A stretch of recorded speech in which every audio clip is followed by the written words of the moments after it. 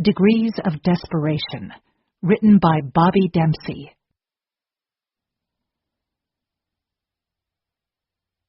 What are we going to do now? A man sat across from me, but I was really asking myself. I was sitting in the financial aid office of my son's college, one of them in his third year and the other in his second, and had just pleaded for any type of aid that could help me keep them in school.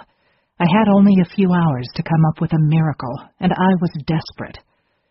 I had been to this office before, and had usually dealt with staff members who seemed sympathetic, even though in the end there was nothing they could ever do to help.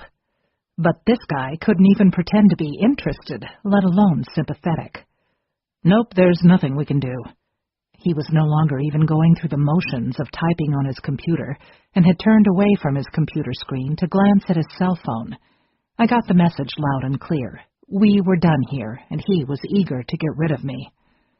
I deflated, too drained to even get up and leave. I flashed back to images of my childhood, when my mother, then a single mom of 4, fleeing an abusive husband with a prison record, would go to social service agencies desperately seeking food or help trying to pay for a place where we could live. I imagined I was now feeling the way my mom had felt then, like I was begging. I had come to the financial aid office to plead for some help in the form of any kind of aid they could offer me. My 2 older sons had nearly perfect GPAs and heavy, demanding course loads. They were, I had assumed, the type of students that schools would be eager to help. These were the types of students we always hear administrators and politicians talking about. I had started college years before, but had to drop out for financial reasons. So at that point, my sons had the potential to be the first college graduates in our family. But we had a long way to go, and graduation was looking like a very dim prospect at that moment. Noticing I wasn't making any moves to leave, the financial aid officer attempted a half-hearted suggestion. Maybe there are some family members who could help you out. A few minutes later, I walked outside, sat on the front steps of the administration building, and started crying. If this were a movie, this would be the moment when a miracle happened. The school president would just happen to come upon the scene while giving a tour to wealthy donors, eager to find some students upon whom they could shower financial support. Or the homeless man on the corner would turn out to be a millionaire secretly hiding out on campus, trying to choose someone with whom he could share his fortune. But this wasn't Hollywood. It was real life. So instead, I was surrounded by college students who skirted around me, pretending not to notice. After a few minutes spent on the steps sobbing, I realized I needed to figure out what to do next. Even though I felt physically and mentally drained, I forced myself to get up and head to the parking lot. I got into my old Blazer, the one with the horn and lights that turned on and off by themselves at random times, the one that I had gotten into before dawn that morning to head to the job I had taken to try to help with the tuition bills. The clock was one of the few things in the car that actually worked, but I kind of wished it didn't. Seeing the digital numbers slowly creep higher made me remember that my time was almost up. When you're scraping by and living paycheck to paycheck, as my husband and I were, on our salaries of $25 to $30 grand a year each at most, to support a family of 5, life seems to be an endless series of ticking clocks that count down to impending crises and impossible financial deadlines. You need to find a way to pay that electric bill before the shut-off notice arrives, for example, or come up with a way to stall that bill collector before the phone rings again, or scrape up enough change to put at least a little bit of gas in the tank before it falls so far below E that you won't be able to get to work in the morning. And college bills were no different. There were firm due dates and consequences if things didn't happen by a certain time, consequences that were now running through my mind as I sat in the Blazer.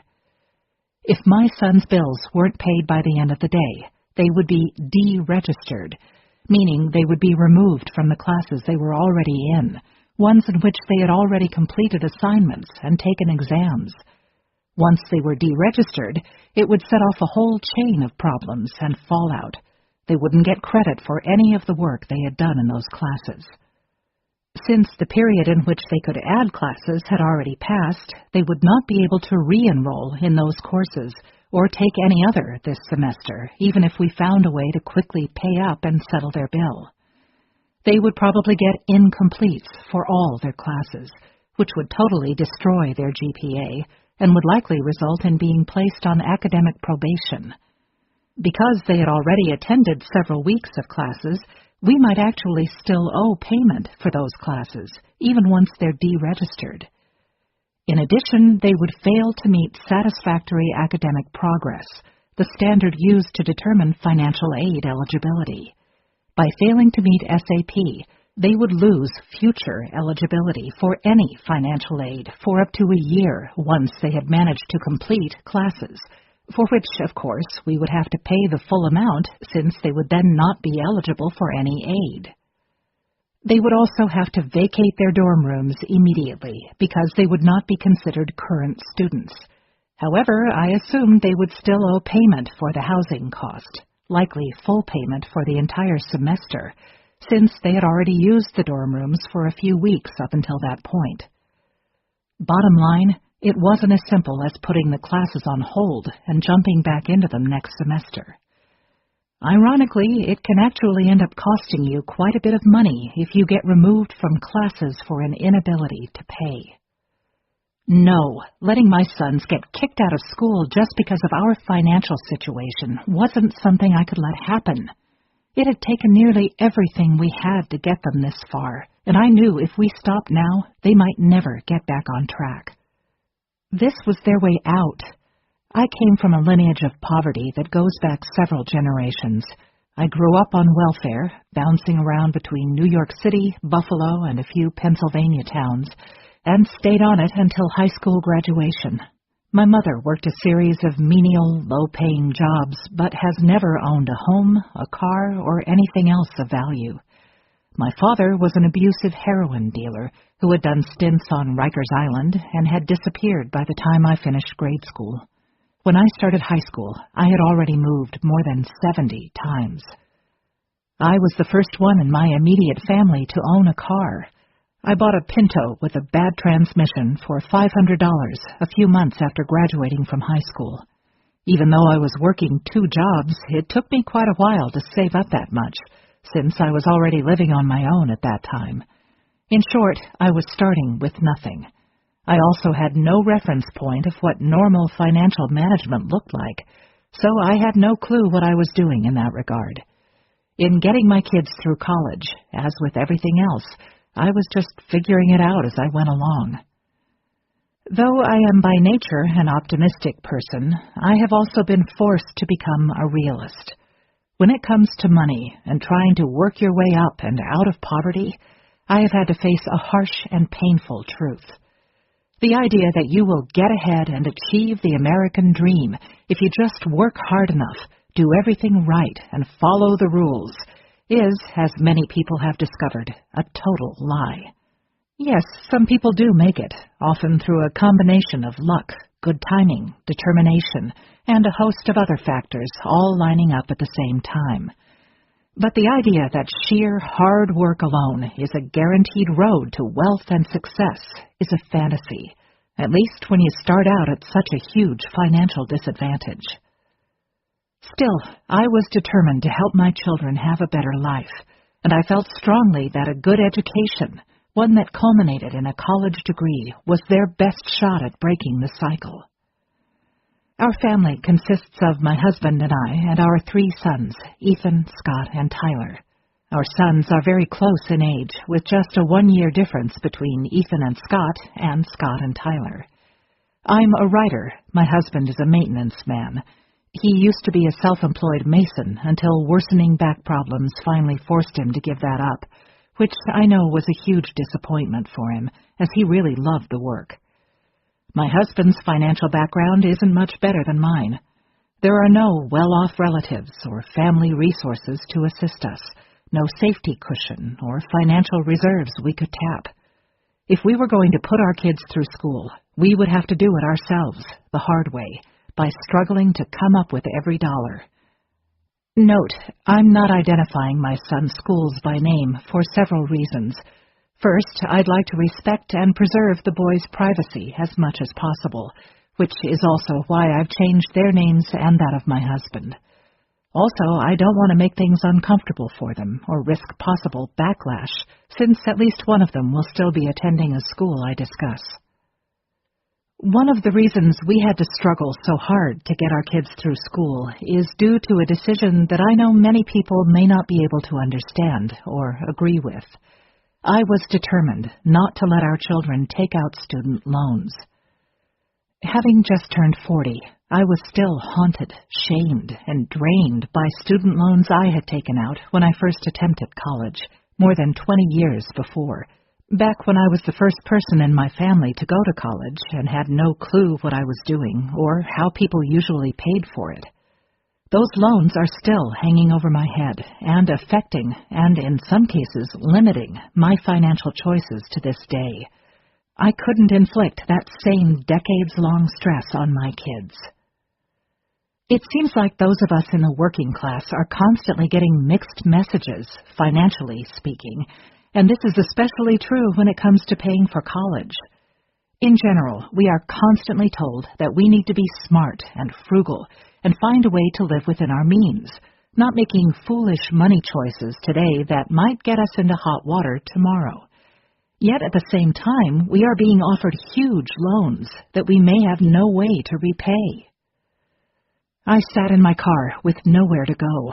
I was out of ideas, and even though I'm known as a die-hard optimist, I was very close to giving up. Since I had already tried all the obvious tactics, this was one of those moments when I had to resort to things I'm not necessarily proud of. Feeling like I was dragging a huge weight, I went back into the building, only this time I headed to the bursar's office. A glance at the clock showed I now had less than a half hour to make the deadline. There was no time to do anything else, not that I had any other options anyway. I went into the bursar's office and used the computerized system to initiate an electronic payment into my son's account, to be drawn from my bank account, the same bank account that currently had a balance of less than $5. I knew from past experience that these online payments usually took about a week to process. That meant I had to somehow come up with a way to get that money into my account within a few days. I had no clue how I was going to do that. But the more important thing was that my sons would now be switched to registered status and wouldn't be kicked out, at least not yet. I had bought myself a few days' reprieve, but really I had just traded one huge source of stress for another. This was just yet another phase on the roller coaster journey that was my battle to get our sons through school on a blue-collar budget. When you have ongoing, or at least frequent, money challenges, you have two choices of how to handle it. You can let it depress the hell out of you, or you can try to find the humor in it. And I don't mean necessarily rib-splitting chuckles, but more of the dark humor, along the lines of, hey, can you believe how crazy and screwed up this whole situation is? And while it's inevitable to have moments when it all seems too overwhelming, and you start to really feel defeated, I think that sort of constant mindset would probably kill you. If not literally, it would at least kill your spirit. It would also likely doom you to accepting your lot in life and just staying where you are, like being stuck in quicksand. That scenario wasn't for me, so we chose the other route. Granted, I have an advantage in that, having been born into a low-income lifestyle and gotten accustomed to dealing with those challenges at an early age, this was second nature to me. But I think I set the example, and everyone else in my household just followed my lead. It also helped that we viewed this as a temporary, short-term situation that would help us accomplish a long-term goal. It would be worth it in the end, so we could survive a few years of struggling and sacrificing stuff we probably didn't really need that badly anyway. In other words, it would be one of those things you would later look back on and laugh, or at least marvel at, when you thought about how you would manage to survive. So we were open with our kids about the situation, but we didn't share every moment of financial panic with them, or let on just how stressful and exhausting the whole situation was. We felt like they were holding up their end of the bargain by earning terrific grades while maintaining a heavy course load. Like their father, our kids are worriers by nature, and we knew they already felt guilty about how hard we worked to try to pay the bills. So they already had a certain level of stress about the situation. There was no need to add to that. They had plenty of time to worry about money and the stresses of adult life.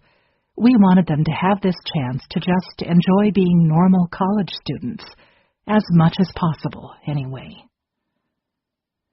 As we've navigated the past 7 years since our oldest son, Ethan, enrolled in college, marked by endless and shockingly high tuition bills, one after the other, I've seen how my childhood experience has had a huge influence on how we've handled financial situations.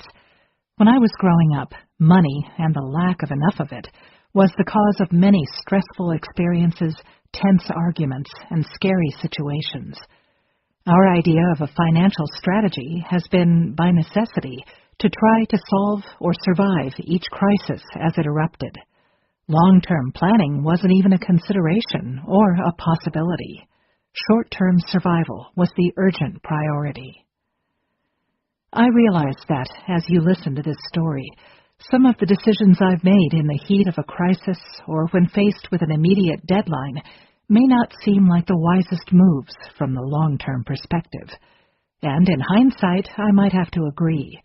But now that we see the light at the end of the tunnel in terms of paying for our son's tuition, I wanted to share my story of our struggles in the hopes that it might lead to a greater understanding of the challenges faced by families in our situation, and how the cards are always stacked against us. Ideally, my family's story might promote understanding and compassion for those who are fighting a financial battle for an important goal. Even better, perhaps it might lead to some brainstorming of strategies and solutions that could help prevent other families from facing the same challenges in the future. It's not like it used to be. Attention, people over 40. If you haven't yet started putting your kids through college and are basing your knowledge of college costs and financial aid on your own experiences, everything you think you know is probably wrong. The process of paying for college has changed significantly over the past 20 years or so. When I first started college back in the late 80s, it was possible, with a lot of hard work and determination, to put yourself through school with a little savings, 1 or 2 part-time jobs, and an average financial aid package. That's no longer the case, unless maybe your part-time job involves lending your genius tech skills to Microsoft. Here are some eye-opening stats compiled by BuzzFeed based on figures from the National Center for Education Statistics, the Department of Education, and the Department of Labor. In the 1970s, you would have needed to work about 300 hours at a minimum wage job to pay the average in-state tuition at a public university. Today, you would need to work about 1,000 hours, or 25 weeks of a full-time schedule. Tuition and fees have risen much, much faster than the minimum wage and average pay rates. The New York Times says college tuition at public universities has nearly quadrupled over the past 35 years. To put that into perspective, the paper notes that if car prices had gone up as fast as tuition did over that period, the average new car would now cost more than $80,000. The College Board notes that tuition and fees increased 5.4% annually above inflation in the decade since the 2001-2002 school year. In the 1970s, working a minimum wage summer job could pay for 150% of the yearly tuition and fees at University of California, Berkeley, and 100% at University of Michigan, Ann Arbor. Today, that summer job would cover only about 30% at UC Berkeley and 25% at University of Michigan. Keep in mind, these figures address only tuition and fees. Housing and other expenses have also soared at a much faster rate than pay rates have. This is something that may be surprising to adults who advise students to just work your own way through school, like I did. To give you some actual figures for reference, the starting annual tuition for the public school my older sons attended was about $17,000 per year.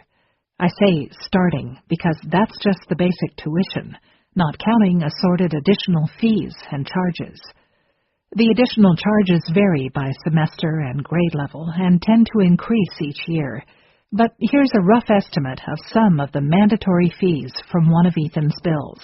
The fees are charged for each semester. Technology fee, about $200, activities fee, $90, facilities fee, $100. Also, the tuition rate for juniors and seniors is increased by about 20%, so once students reach that level, their annual cost will jump significantly. This is just the cost of tuition, so you still have to pay room and board.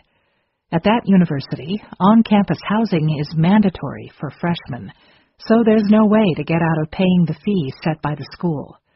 There are a variety of on-campus housing options available, but the cheapest starts at about $2,800 per semester for one student's portion of a shared room, just for the basic room fee. A single room can cost $5,000 or more per semester. A meal plan is also required if a student lives on campus. Again, there are several options, with the cheapest costing about $2,000 per semester. That wouldn't be enough to last you the entire semester, though, even if you're eating only 2 meals a day in campus dining facilities. The university and several major college information websites estimates the total cost of attendance at this school to be at least $30,000 for in-state students. Remember, that's for a public university. And that annual cost includes just fall and spring semesters. If the student attends in summer, as one of our sons did, you'll have to add another $6,000 to $10,000 in tuition alone. Of course, books and supplies are an additional cost each semester. I'll discuss the cost of supplies in more detail later. I realize those numbers pale in comparison with the tuition rates for big-name private schools. However, as I will explain, those sky-high sticker prices at expensive schools are often meaningless to the students and parents who may end up paying significantly less due to the massive aid packages that are frequently offered by those schools to students who qualify based on financial need. One important additional thing to keep in mind: years ago, it was also fairly easy for a student to be considered independent for financial aid purposes, qualifying her for the maximum financial aid. This was particularly true if the student was living on her own and completely supporting herself without financial support from anyone else, like I was when I first started college years ago. Again, this is no longer the case. The government has implemented some very strict rules determining who can be considered independent for financial aid purposes. Just to clarify, this has nothing to do with dependency for tax purposes. It's irrelevant whether the student is declared as a dependent on her parents' tax returns. In order to be considered independent, a student must meet one of a few very specific conditions: being age 24 or older, married, supporting children, are a military service member or veteran, orphaned, homeless, or in foster care. If you don't meet any of these criteria, you are considered dependent for financial aid purposes. This means your parents' income and assets are factored into your eligibility for aid.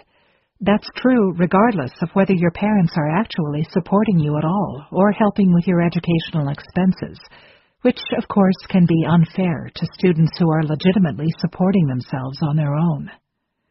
Yet, I've lost count of the number of times I've heard adults suggest that a student simply get her own address or file her own tax return so she can be considered independent. Unfortunately, it just doesn't work that way. Ultimately, if you haven't had any experience paying for college or trying to get financial aid in the past few years, Your information and suggestions are likely outdated and possibly inaccurate. You would probably be shocked at just how much things have changed and how much harder it is to pay for even a public college these days. How we got here. My husband Hank is a maintenance man. He works hard, putting in long hours, at least 60 per week, doing exhausting and often unpleasant work. His typical daily routine frequently involves cleaning up garbage, plunging toilets, and coming into contact with vomit and a variety of other bodily fluids. On more than one occasion, he has had to receive medical treatment after being stuck with a hypodermic needle. He has spent his days literally cleaning up crap just to help put our kids through school. As for me, while I have worked hard to climb out of a big financial hole, and definitely have gotten to a much better monetary level than that of my mother, I still am far from comfortable or secure. Since my husband also hails from a working-class background, although not quite as bad as mine, his parents divorced when he was young, and his father was absent for most of his childhood, but his grandparents provided a house for him, his mother, and siblings to live in, and occasional financial help, so at least they had a roof over their heads and food on the table. We started our married life from the financial equivalent of square one, perhaps even less than that, because we had no chance of getting any sort of financial help from our family, and no safety net whatsoever. Early in our marriage, I worked the typical female blue-collar jobs, fast food, waitressing, and retail cashier. Since I didn't have a car, I walked to work, or if I could scrape up the change, took the bus. When our oldest son was a baby, I worked 12-hour shifts at a paper bag factory for $9 an hour, which continued even after I became pregnant with our second son. After the birth of our third child, I landed a job at a local newspaper in the mid-1990s. I started out as a clerk, but eventually worked my way up to a reporter. This was a small-town office, though, so my pay was less than $8 an hour. We couldn't afford daycare, so my husband and I worked opposite shifts. As soon as I would arrive home from my job, he would head off to his. After a few years, my newspaper office closed, and I lost my job. Lack of transportation and childcare greatly limited my employment opportunities. Further complicating things was the fact that our children experienced a series of medical crises and health problems that often involved hospitalizations and required intense care and constant attention. Still, I managed to land a decent stream of freelance assignments, including some at well-known publications. However, as anyone who has done freelance work or been self-employed knows, the paychecks are often small, and work can be sporadic and unpredictable. It also doesn't provide health insurance or any other benefits. Plus, as we would find out, it makes filling out financial aid paperwork a nightmare, partly because many schools assume that self-employed people are hiding income or assets, probably because many of them do. Despite years of hard work and frugal living, there was only so much progress we could make, especially with 3 children to support. Our situation is not unique. For those who have roots in poverty, aspiring to reach lower middle-class status is usually about all you can hope for. Barring some lucky break or a fortunate career path, all the hard work and determination in the world can only take you so far, especially when you have so many constant obstacles to overcome. On the educational front, we thought we had done everything right. We knew our children wouldn't be getting any financial help from grandparents or other relatives, so we needed to figure out how to get them through school completely on our own, and we assumed that good grades and hard work would be our only solution. We stressed the importance of academics from an early age and ensured our kids always got good grades, even if that meant I had to spend hours at night quizzing them or coming up with ways to help them understand and remember the material.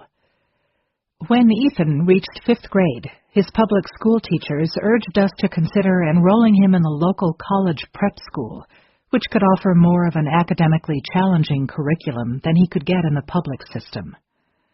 The following year, we took their advice and transferred him to the private school where he would take AP courses in demanding subjects. The tuition at that school was about $13,000 a year, or more than half my annual salary at the time. It was a financial struggle, but we saw it as an investment. Looking back now, I'm not sure we would do it the same way again if we had the chance. While Ethan received a great education, he was also the target of serious bullying, due in large part, we assumed, because he was, as far as we could tell, the poorest kid in his grade, and possibly in the whole school. Ethan would get dropped off at school by my husband, who at that time drove an old rusty pickup truck the kids had nicknamed Big Brown. The door was so rusty and crooked that it made noise you could hear a block away. Toward the end of Ethan's time there, my husband worked as a maintenance man at a building on the same street. I'm sure that didn't make it any easier on Ethan at school. But thanks to his good grades and the fact that he was in the top 10 of his graduating class at a prestigious school, Ethan had interest from a number of good colleges. In his senior year, we went to visit our top 3, our state school, a well-respected private college about an hour away, and an Ivy League school. Be prepared. The reality is, most of any aid you receive will likely be in the form of loans. The majority of our students do rely on loans to pay their tuition. This was one of the very first things the representative of the state school ever told us on our first official tour of the campus. Money was the first thing on the agenda. More specifically, the lack of money we should expect in the form of aid. Many parents were taken aback by this blunt warning. It was also a rude awakening for those of us who were blissfully convincing ourselves that aid packages would be plentiful and generous. We were shocked, but not totally discouraged. Surely that comment was directed toward parents who were more financially comfortable than we were. There was no way around it. Our financial situation was bleak. We were about to embark on the college gauntlet with essentially no resources at our disposal, unless you count maybe $100 in our bank account. Our 3 sons' medical problems had required several surgeries, most of which occurred when we had no insurance. The bills we could pay wiped out what meager savings we could cobble together. The ones we couldn't pay severely damaged our credit for quite a long time. An everyday illustration of our financial situation at the time was my not-so-trusty Blazer, the one with the uncontrollable lights and horns, which came from a salvage sale. Because it had a salvage title, I would have had difficulty selling it even if I had wanted to, and likely would have gotten about as much for it as I would have if I had taken it to the local scrapyard. In short, we now had no cash and no credit. After the campus visits, Ethan immediately decided he liked the state school best. We secretly rejoiced because we assumed the public school would be the much cheaper option of the 3. We submitted all the forms, asked Ethan's high school to submit transcripts and all necessary paperwork, and then we waited. Finally, in February, the good news arrived. He had been accepted to the state school. We breathed a huge sigh of relief. We didn't know it at the time, but we had made one of the biggest, most fundamental mistakes in choosing and paying for college. We made an assumption about what a college and its competing options would cost before we got official numbers. Turns out, the bottom line cost, meaning what we would have to pay out of pocket, was highest at the state school. If we had gone with one of the other options, we would have paid considerably less, or possibly nothing at all. That's because those other schools have large endowments, which allow them to offer much more generous aid packages to students they consider poor, and we fell well within that category. When you're poor, long-term thinking is a luxury you cannot afford. You are too focused on more urgent needs, on trying to survive that day or that week. You often do things that aren't very financially smart in the long run, but that keep you from disaster in that moment. That's why payday loan companies thrive in poor neighborhoods. Yes, most of the people who use them realize it's a fool's game, but they need money right now to put food on the table, or to throw a tiny payment at one of the collection agents calling the house incessantly to try to stall them for a short time. This short-term vision certainly proved to be true in our struggle to pay for college. We basically just started out with the idea of taking one small step at a time, getting over the first hurdles, and then worrying about the next ones when we reached them. Since nobody else in my family had attended college, I was the only one with at least some familiarity with the process, so I took the lead in handling the paperwork. We submitted Ethan's online application to the state school by the priority deadline of November 1, which meant he was supposed to receive an admissions decision by February 1. As we knew from following online message boards and Facebook groups, many students had started receiving word by Christmas. I'm not sure who was more anxious and nervous at this point, Ethan or my husband and I. I knew that Ethan would be extremely disappointed if he didn't get in, and would also feel like he had let us down. Meanwhile, we were starting to question our application strategy. Since Ethan really liked this school, we hadn't really felt the need to apply to a bunch of others. We had put all our eggs in one basket and had no safety school or backup plan. Right after the holidays, we dove into the next important batch of critical paperwork, financial aid applications. The starting point for most students seeking financial aid is the free application for federal student aid, known as the FAFSA. The form is required for any type of federal aid, including Pell Grants and federal student loans. It's also required before you can apply for any type of aid awarded at the state level, and most colleges also require students to complete a FAFSA before they can be considered for scholarships or other aid offered by the school itself. The new version of the FAFSA for the upcoming school year is available online on January 1 each year. I wanted to make sure ours was done right away, so I jumped online that first day and started working on it. I had a vague recollection of the FAFSA from back when I had initially enrolled in college years ago, although at that time you completed a paper form. Upon starting to fill out the online version for Ethan, I was shocked at how much more complicated and time-consuming it was than what I had remembered. Fortunately, I found plenty of online resources to help me navigate the process. It took some extra work, but as I entered all of our figures into the electronic fields, I felt confident that the effort would be well worthwhile, as I was sure our financial information would correspond to lots of eligibility for financial aid. Still, it bothered me a little bit that we would be evaluated solely based on a few numbers. There was no opportunity to tell our story or explain our circumstances. Nobody on the other end of this form would know that we were barely scraping by as it was, or that we had no family members we could turn to for financial help. After all the forms and applications had been completed and submitted, it was a waiting game, a nerve-wracking, anxiety-inducing waiting game. As the weeks passed, we started to regret not having submitted a few other applications just in case.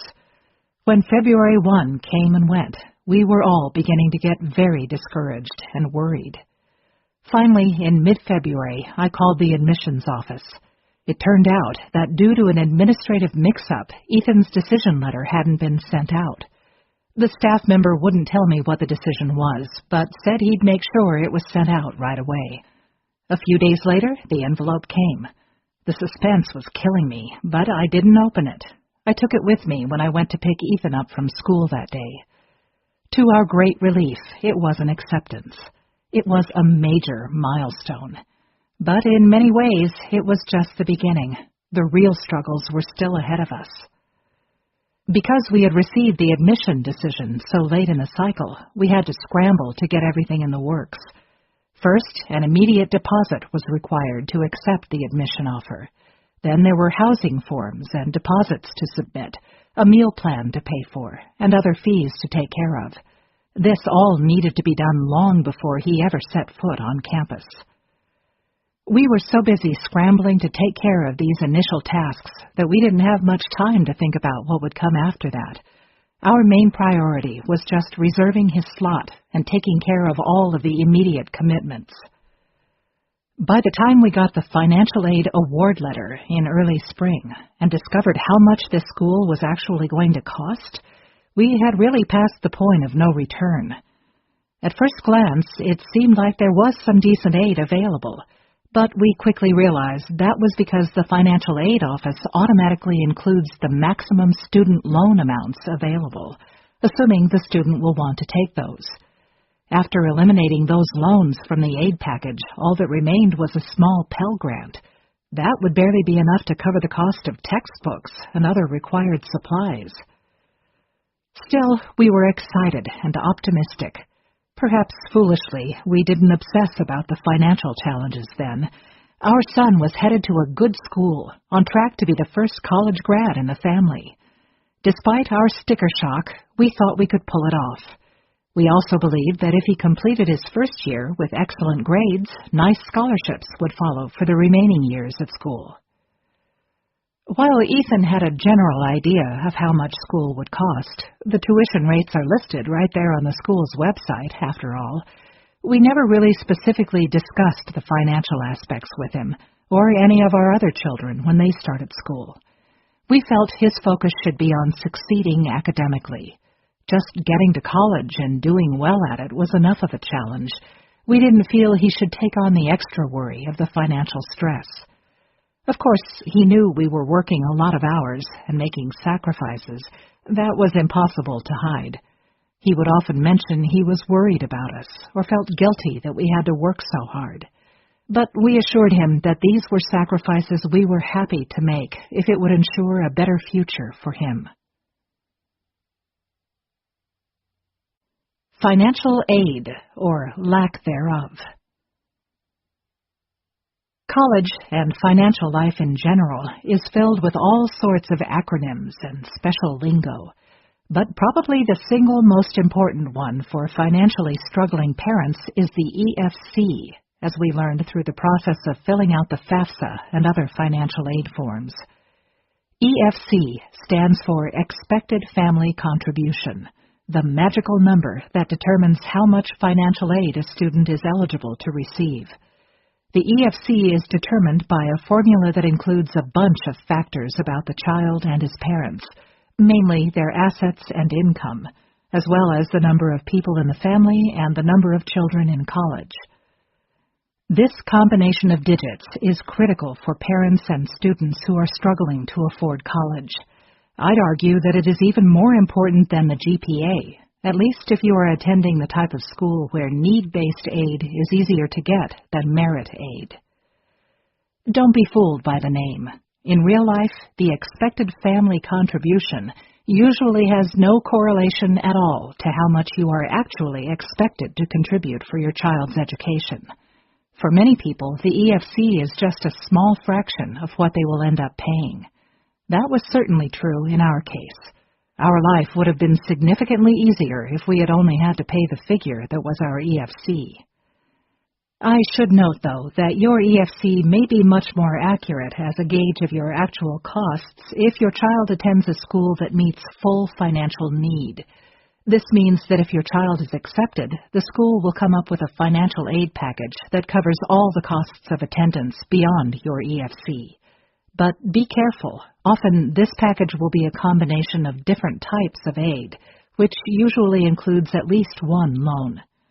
Some schools, such as a few of the Ivy Leagues, have recently started offering no-loan aid packages that meet full financial need for students deemed needy enough.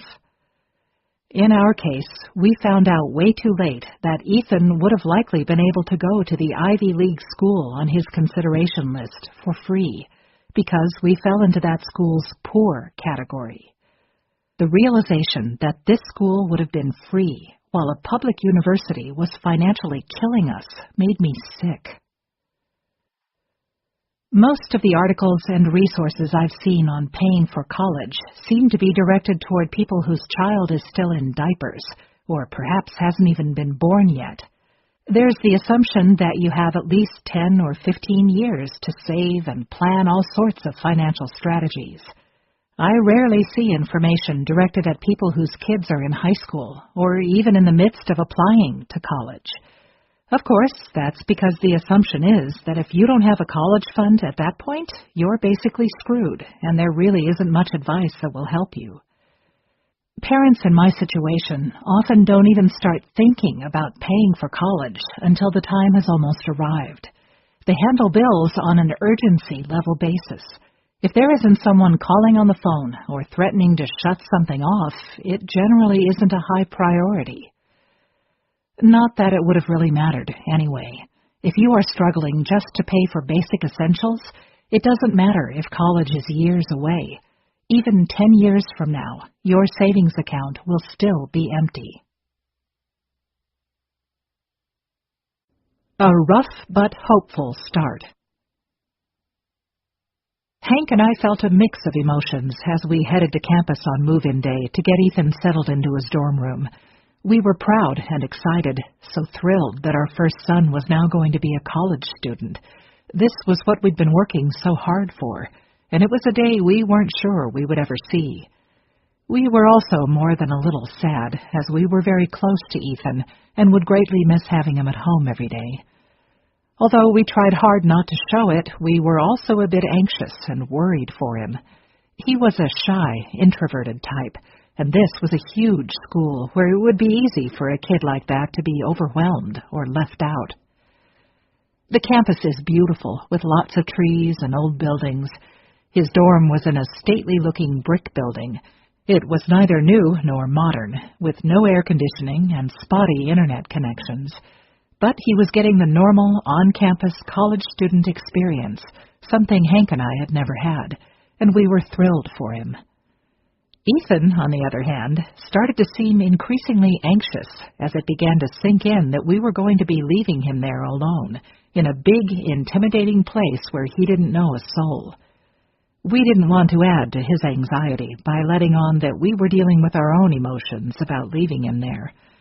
So we kept a positive attitude and maintained smiling faces until we got in the car and reached the traffic light at the corner.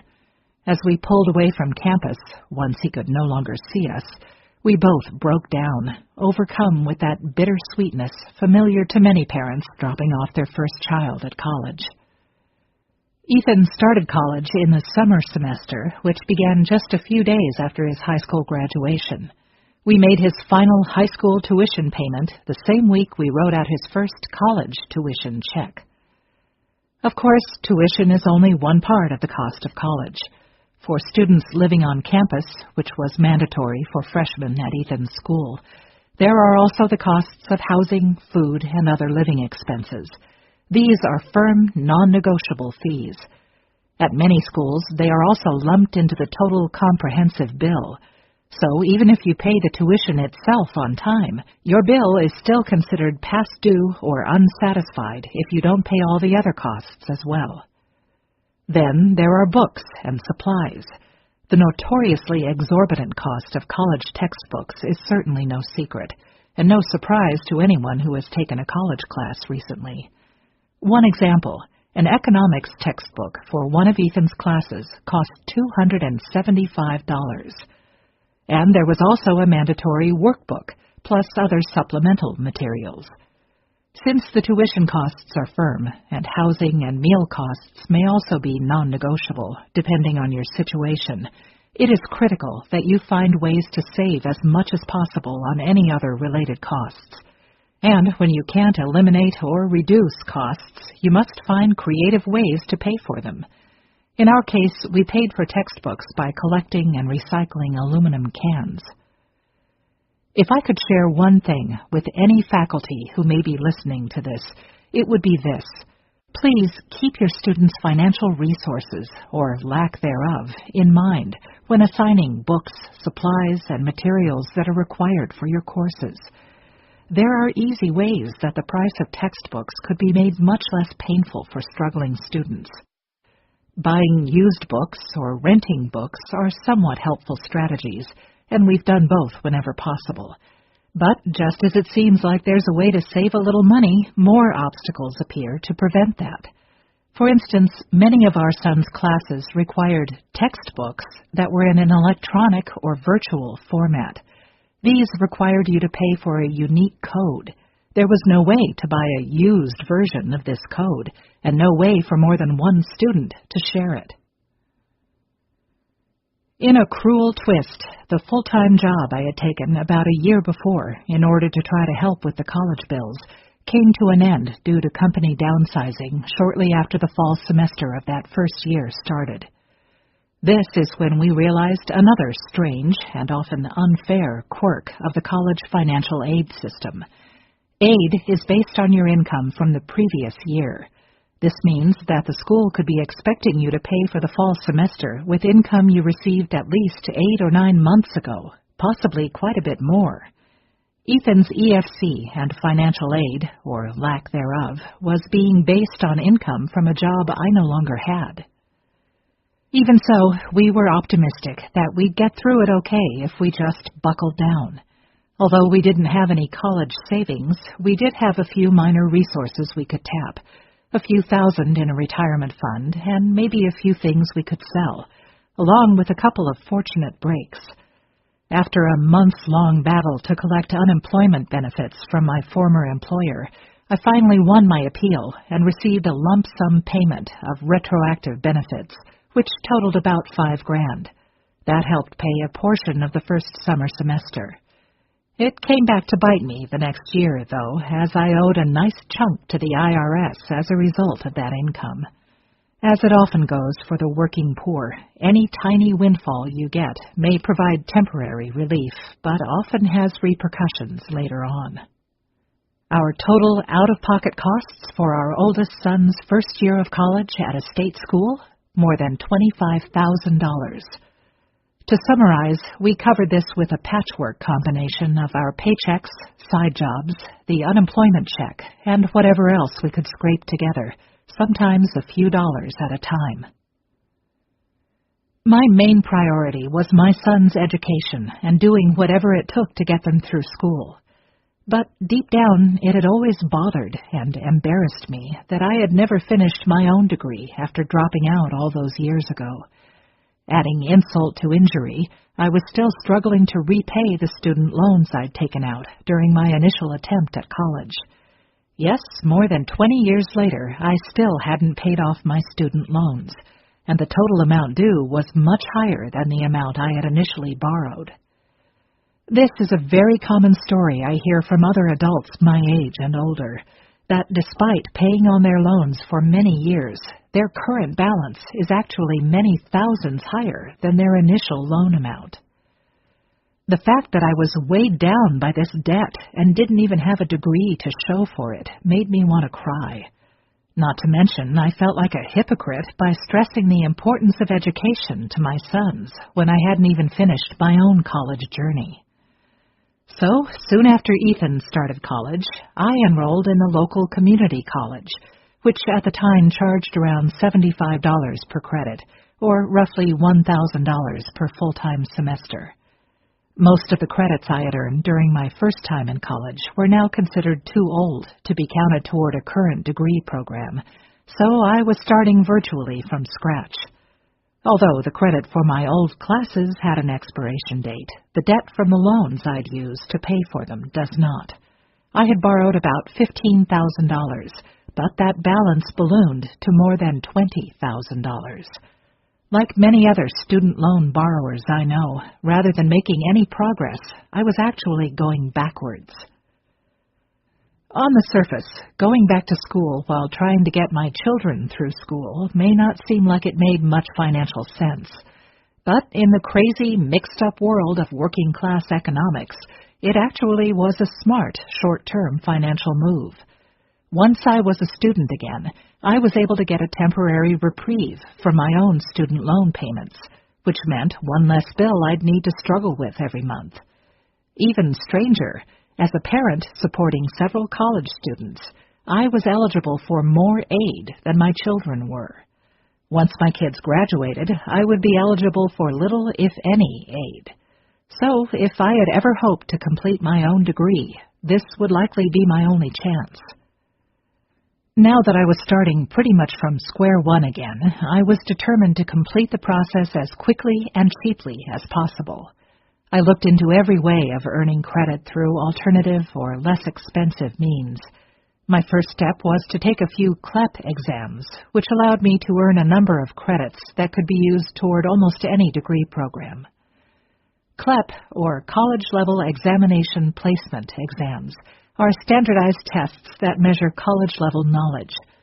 There are currently 33 different exams in 5 major subject areas. Each test takes a few hours to complete, and you can take them at any of the 1,800 testing centers in the U.S. and overseas.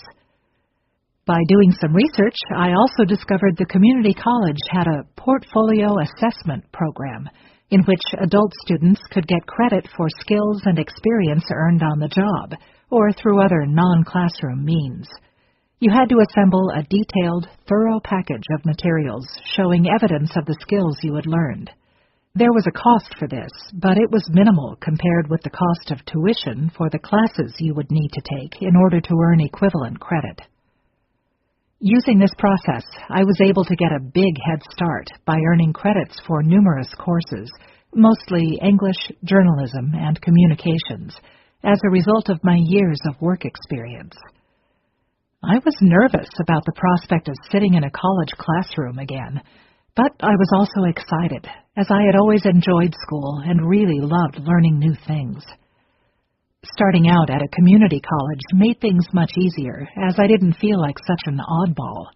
There were quite a few other adult students there, so I often encountered people my own age or older. Plus, having 3 sons that were at or nearing college age, I felt very comfortable interacting with my younger classmates. Still, there was no pretending I was getting the traditional college experience. I certainly wasn't joining my 20-something classmates for beer pong parties on the weekends, or enjoying the benefits of being included on my parents' insurance coverage, a fact that several of my younger classmates told me was the only reason they stayed in school. I especially liked the community college environment, though, because of the focus on practical skills that could be used in the workplace. I was able to improve my computer skills and got my first opportunity to use programs like Photoshop.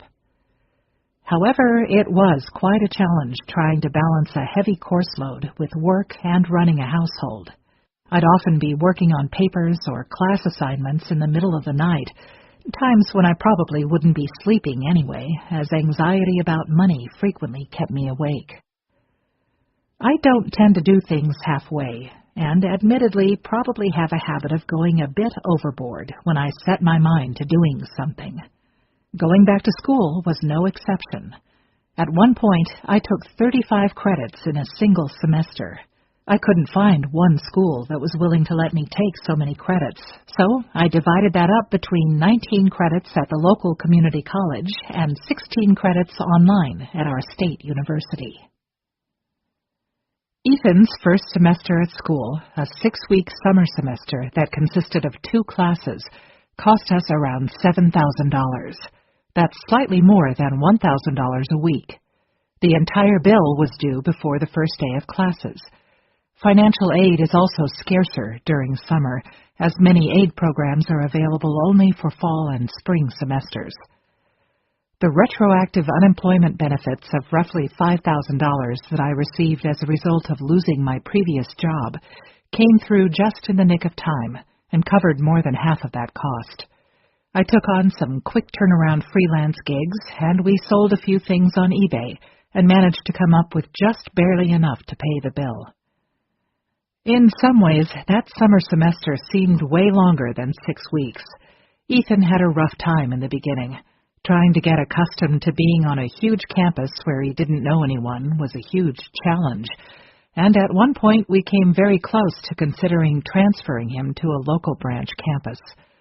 So in that way, each day seemed to drag on as we worried about how he was doing. I'm very proud of him for hanging in there, though, and by the end of the semester he had adjusted. In other ways, the time seemed to fly by, mainly from a financial standpoint. Before we knew it, the bill for fall semester was due. The due date is about a week before classes start for the semester. I checked out the bursar's website and discovered that the school offered a deferred payment plan. You could divide the total amount due for that semester into 3 parts and pay them in installments for 3 months in a row. You ended up paying the same amount, but it held the wolves at bay temporarily, assuming, of course, that you could manage to come up with enough to make the first payment. By paying the first installment of the deferred plan, the student could ensure he stayed officially registered and probably wouldn't be dropped from the course. This was a race against time, though, because there was a short window of opportunity in which you could pay this first installment and be added to the course. If you missed the cutoff, you would need to pay the entire balance all at once or be deregistered. If you did manage to pay the first installment, that was only the first hurdle. A few weeks later, the second installment would come due. Failure to pay that on time meant you were flagged and a financial hold would be placed on your account. But again, this was a short-term solution that could solve the current crisis, so we went for it. Even with taking advantage of the installment plan, we still needed to come up with several $1,000s before the first day of class. So we embarked on the latest installment of what Hank refers to as the scramble. That's a phenomenon I've been familiar with my entire life. That's when the latest money crisis has arrived and the pressure is really on. So you rush around, usually in a state of panic, and try to figure out what combination of magic and miracles you can conjure up to get through it this time, until the next crisis arrives. Hank says I've mastered the scramble, but I see that as sort of a backhanded compliment, because the scramble is the kind of thing you shouldn't be good at, or shouldn't need to be good at. It's kind of like saying you're good at dodging bill collectors or running from the police.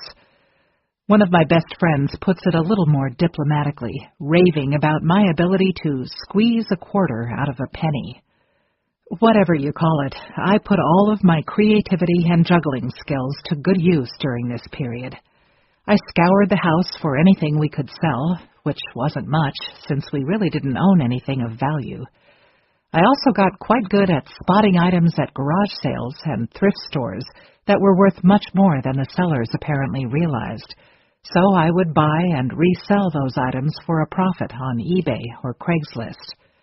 At the same time, I was taking on all the freelance work I could get. Meanwhile, Hank was struggling with his own anxiety about our financial situation, along with his frustration and embarrassment at not being able to afford to put our kids through school. He's an old-fashioned type, and as the man of the family, really believed that this was his responsibility, one he felt like he wasn't fulfilling. Unfortunately, he was caught in a catch-22. His job involved working very long hours and being on call 24/7, so he couldn't get a second part-time job, although he did pick up as much extra money as he could doing small side jobs and helping people with weekend projects. But his job didn't pay overtime, so even though he was working a lot of hours, he still wasn't making any more money. We live in a blue-collar area where jobs are scarce, and the choice of opportunities pretty much boils down to factory jobs and Walmart, unless you are lucky enough to snag a teaching job. So even if one of us wanted to get a new job, there weren't any options that would have offered much improvement to our financial situation. Much as it pained my husband, he and I both realized that if anyone was going to find a way to bring more money into the household, it would have to be me. My skills as a writer allowed me to take on a lot of freelance jobs from places all over the country. However, one of the strategies we used to bring in small sums of extra money was definitely a joint effort, collecting aluminum cans, which we would then sell at the scrapyard. One of the few upsides of Hank's job duties was that in collecting trash, he had access to a lot of cans and other small pieces of scrap metal that could go into our collection. Through a combination of tactics, we managed to come up with enough to pay the first installment of the fall tuition bill, so Ethan was able to start his classes that semester without much of an issue. But we didn't have much time to enjoy that accomplishment, because we soon had to focus on another education-related dilemma. No sooner had our first son started his fall semester of freshman year than it was time to think about where our second son would apply to college.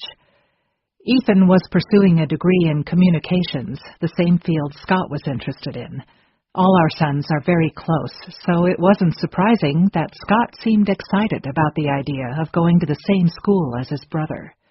And the notion that they could be in the same program, possibly even occasional classmates, did seem appealing. They would also be able to be roommates and share a dorm room, which both of them seemed happy about. Even though we were already starting to see exactly how financially challenging it would be to pay for school, we assumed, mistakenly we now realize, that we wouldn't fare much better in trying to get financial aid at a different school. Plus, logistically, we were barely managing trips back and forth to one school with an unreliable vehicle. And the chance for two of our sons to attend school together seemed like an opportunity we couldn't pass up. So we submitted Scott's application for that same state school, even though we had no clue how we would manage 2 tuition payments when we were barely handling one. I admit that I was relieved that we could just submit Scott's application to that one school and then not have to think about another college decision for a while. Which was a good thing, because by that point, most of my mental energy was being consumed by worrying about how we were going to pay the remaining fall tuition installments we still owed for Ethan. On the plus side, we had cashed in enough cans to pay for 1 or 2 of Ethan's textbooks, which was one less thing to worry about. I began evaluating sources of freelance work, not by how much they paid, but by how quickly they sent payment. From a business standpoint, that wasn't very smart, as the ones that paid fast generally also paid much less. Large companies that pay more fairly tend to have time-consuming accounting processes in which your bill has to wind its way through the system. I couldn't afford to be that patient, not with the past-due tuition bills hanging over my head. I was focused on short-term solutions and needed to come up with cash quickly, even if that came with the trade-off of working for places that didn't pay even moderately fair rates. The catch is that if you're getting small payments for each job, you have to do a lot more of them to raise the total cash you need, meaning I was working a lot. This probably explains why that semester, and really the several to follow, sort of merged into a big blur. It was just a series of one financial crisis after another. It felt like a roller coaster ride. We'd somehow managed to pull off a last-minute miracle, only to immediately be hit with yet another bill that was due right away, so the panic would start again. By the time Ethan's final exams for fall rolled around, we were all just relieved to have somehow survived the semester. Finals were the week before Christmas, and his last exam was at 8 p.m. On that Friday, I drove out to campus, preparing to bring him home right after he finished his test. Unfortunately, an ice storm struck, and my car was just no match for it, so we ended up stuck on campus, where I spent the night sleeping in the dorm. In the morning, as we prepared to head out, I checked the online admissions system and found out that Scott had been accepted. It was a relief, especially since he hadn't applied anywhere else. At that time, I forced myself not to obsess about how we would pay for it. I focused on my pride and happiness for him, and the fact that 2 of our sons had now managed to get into a good college, thus continuing to break the family cycle. When I called Hank to tell him about Scott's acceptance, his first reaction was excitement, but I could tell that he quickly found himself fighting the same internal conflict as I was, trying not to panic about the huge financial aspect of it. Despite the stress lurking in the background, we focused on our blessings during the holidays that year. Our kids were all healthy, and aside from the money problems, we were happy. Ethan had gotten nearly perfect grades. Both Scott and Ethan were excited about Scott's acceptance news. Scott because he had put all his hopes into one school and was relieved and excited about going to college, and Ethan because he was really looking forward to having his brother joining him there. Still, we could only put off facing reality for so long. The span between the end of the fall semester and the start of spring lasts a few weeks, but for financially struggling students and parents, those are among the hardest weeks of the entire year. This period is particularly brutal for broke families. That's because of the particular way that due dates line up and, in some cases, collide. The final installment of the fall semester is due at almost exactly the same time as the first one for the spring semester. If you don't pay the last fall bill, you won't be allowed to start spring classes. But then, if you don't have enough to pay at least the first installment payment for spring, you'll be dropped from your classes. Hank persuaded his employer to let him cash in some of his unused vacation days. Meanwhile, I started working the phones, pleading with my freelance clients to put any payments I was due on the fast track, something that isn't always possible, especially during the holiday period when many offices are closed or short-staffed. I also went into eBay overdrive, taking advantage of the fact that the holiday season is a time when many people are actively bidding and looking for gifts. I prowled the local thrift stores and rummage sales in search of items with good resale value, often paying for my selections with handfuls of loose change. I drew upon my writing skills to compile auction listings, touting the great gift potential of each item. We managed to make the final payment for the fall semester and were working on figuring out how to come up with the down payment for spring when New Year's rolled around, and I headed back to the computer to tackle the financial aid forms for the upcoming school year.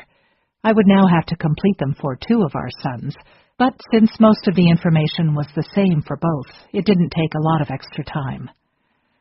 The formula that calculates your EFC takes into account the number of children in the household who are college students, so we were hopeful that having 2 kids in college might help each of them receive more financial aid.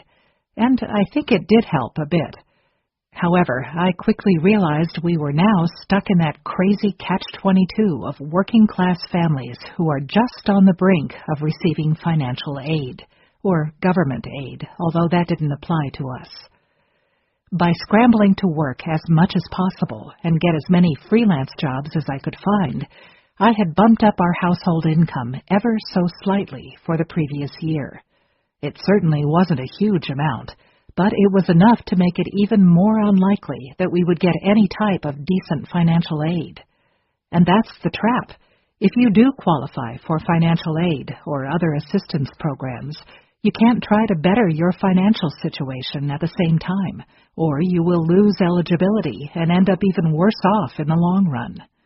I actually know people who will turn down overtime or otherwise deliberately keep their income under a certain level just so they can get financial aid. As I stared at the results from the financial aid forms, it became tough to remain hopeful. The prospect of increased financial aid that we had hoped for was no longer realistic. We faced another year of struggling to keep what would soon be 2 sons in school. Just thinking about it made me exhausted. On the positive side, I had made an important discovery around that time, one that saved us quite a bit of money down the line. When each dollar is so precious, you don't waste a single one, and you always put careful thought into how you spend every penny. For example, I am a die-hard user of coupons. I love the idea of extreme couponing, but am convinced that most of the people who do it must not have full-time jobs, because it's so time-consuming. Also, I'm guessing they live in larger metropolitan areas, where there's a wider selection of stores where they can do their grocery shopping. My knack for research and my compulsion to be a savvy, educated consumer has served me well on many occasions and frequently helped us out during the college saga. I was constantly trying to find loopholes or ways that we might employ smart strategies to save a little bit of our hard-earned money. In researching tuition and payment policies, I noticed that Ethan's school had a flat rate for full-time tuition, 12 credits and above. So anything above those 12 credits was basically a freebie, since they weren't costing you anything extra. As soon as I realized this, I made sure that Ethan signed up for 18 credits for the spring semester. From that point on, we made sure that he, and then Scott as well, always took at least 18 credits. They often took 21 credits or more. There were additional hoops to jump through. This required approval from the registrar's office and their advisors, but it essentially cut our per-credit cost almost in half. This strategy was also a big part of the reason Ethan was able to complete his bachelor's degree in 3 years. When the financial aid letters arrived that spring, they just confirmed what we had expected. For the next school year, our sons would receive very small Pell Grants, as in not even enough to cover the cost of their textbooks, let alone their tuition, housing, or other bills. Ethan did very well in his classes that spring, but it turned out that his grades alone wouldn't guarantee smooth sailing when it comes to academic progress. There are many points along the way when financially struggling students are at a disadvantage compared with their more financially comfortable peers. We encountered one such instance that spring semester. Since we were unable to pay Ethan's bill on time, a financial hold was placed on his account. This meant that he would be unable to register for any classes for the next semester. When registration began, we just sat helplessly and watched online as all of the slots for the more in-demand classes quickly filled up. This included virtually all of the classes Ethan needed to take to satisfy the requirements for his major. He became anxious and worried watching this happen, but there was nothing we could do about it. At the end of the spring semester, Ethan again finished with excellent grades, and we once again received reminders about his past-due bills, with another warning that he wouldn't be able to attend classes in the fall until the balance was paid. Meanwhile, Ethan spent that summer taking classes at the local community college. The cost was cheap enough that I could manage it with freelance work and some eBay sales.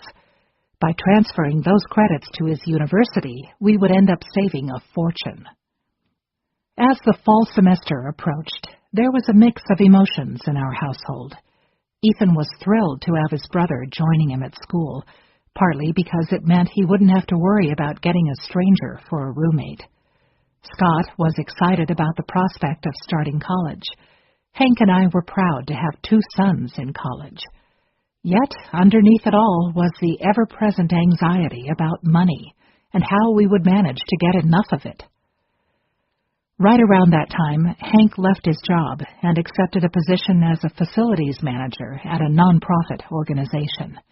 His new job paid the same as his old one, around $30,000 a year, but it offered the chance to learn new skills and take on responsibilities that we felt would be valuable to opening up career opportunities down the road.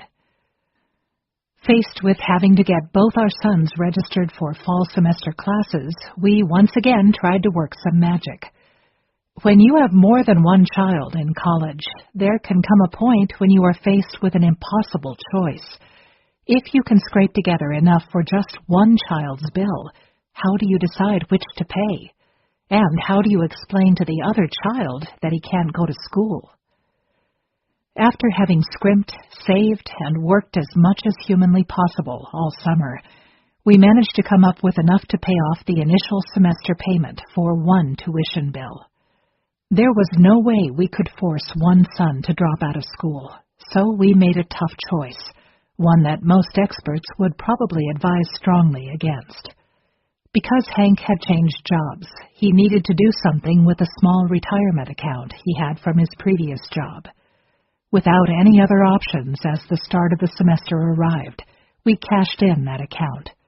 It was about $5,000, which, combined with all the other little amounts we were able to gather up, was enough to put the down payment on the semester's bills for both Ethan and Scott. Aside from the financial anxiety, the move-in experience that year was much less stressful and worrisome for everyone involved.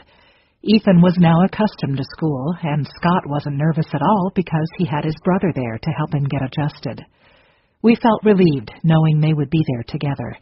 Plus, the fact that they were roommates meant we could save on some of the basic supplies by having them share things such as a printer. They both had gotten on-campus jobs, and although they couldn't work a lot of hours because of their class schedules, they would at least be able to earn enough to pay for a few supplies and maybe some clothes or other essentials. From a financial standpoint, we fell into an unpleasant but familiar routine. We would somehow manage to scrape up enough to just barely keep them in class, while ignoring the past due warnings from the bursar's office. Eventually, we also received similar warnings from the housing office, telling us that our sons wouldn't be able to remain in their dorm room if the bills weren't paid.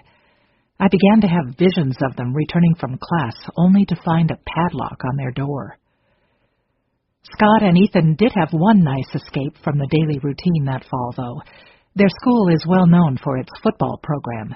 There's a huge stadium on campus, and home games are a major event. The boys were able to get season tickets, which they paid for out of their earnings from their on-campus jobs.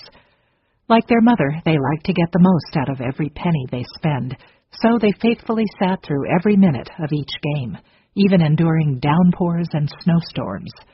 Those were some of their favorite on-campus moments, and I'm so glad they got to have that experience. Meanwhile, I was still taking classes at the local community college and was also homeschooling our youngest son, Tyler, and, of course, working as much as I could, putting every dollar I made toward tuition bills. Somehow, we managed to get through another semester, and all were relieved to enjoy some much-needed family time during the holiday break, when we once again focused on appreciating our blessings, most important, a loving, happy, and healthy family. When New Year's arrived, I went through the motions of filling out the online financial aid forms, although this time I didn't get my hopes up that we'd get a pleasant surprise. By now, I had become pretty familiar with the whole financial aid process and was able to anticipate what our EFC would be, especially with the help of an online EFC estimator. Sure enough, when we received the official EFC, I knew it wouldn't get us any sizable financial aid. When you are poor, or have grown up poor, you know a lot of things that many other people don't, like which bills you absolutely must pay first, not based on which will damage your credit report, but on which will affect your daily survival. These were skills I put to good use during this college experience, when I often had to resort to robbing Peter to pay Paul, or figuring out how to stall both Peter and Paul in order to pay the school bills. For example, the electronic system for submitting tuition payments bought us a little time, but that can also be a risky gamble. At one point, I processed an electronic payment just in the nick of time, as usual. I managed to come up with just enough to cover this payment right before it was taken out of our bank account. In my panic and anxiety over the tuition payment, though, I had forgotten that a small automatic utility bill payment was also scheduled to be taken out around the same time. Since that payment came out first, it left our account slightly short of the amount needed for the scheduled tuition payment. That payment was refused, resulting in an overdraft charge from our bank. The school system was set up to automatically initiate another attempt, starting the process over again. In order to ensure the payment would go through the second time, I not only needed to ensure there was enough in the bank for that payment, but I also had to deposit enough to cover the overdraft fee that had been deducted from our account. If you were savvy or desperate enough to use this as a strategy, and if you had luck and slow-moving electronic systems on your side, you could buy yourself another 2 weeks or so. However, most banks will charge you an overdraft fee for the attempted payment, even though no funds were actually taken out of your account, just like mine did. This is yet another example of how having no money can end up costing you a lot in the end. And can I also say that overdraft fees are sort of like banks' version of payday loans? They are essentially profiting from charging exorbitant fees to people who are obviously least able to afford it. It seems especially crazy in cases where the bank doesn't even pay the amount that caused the overdraft. The bank is getting a nice fee just for doing absolutely nothing. We spent a lot of time during this period crossing our fingers that the car wouldn't break down, or praying someone wouldn't get sick and require an ER visit or other medical care, because each crisis would take up more of the money we desperately needed to put towards school bills. Still, we made some tough financial decisions that may hurt us in a variety of ways for years to come. We continue to feel the repercussions and fallout from things we couldn't pay or had to put off. Our roof has leaked for a long time, a problem that has grown increasingly worse over the years. We have more buckets stationed under the worst leaks, and I've had mounting anxiety about the dark spots in the ceiling that continue to spread. Toward the middle of that spring semester, as the financial holds that had been placed on Ethan's and Scott's accounts prevented them from registering for fall classes, it became obvious to Hank and me that we needed to come up with another idea.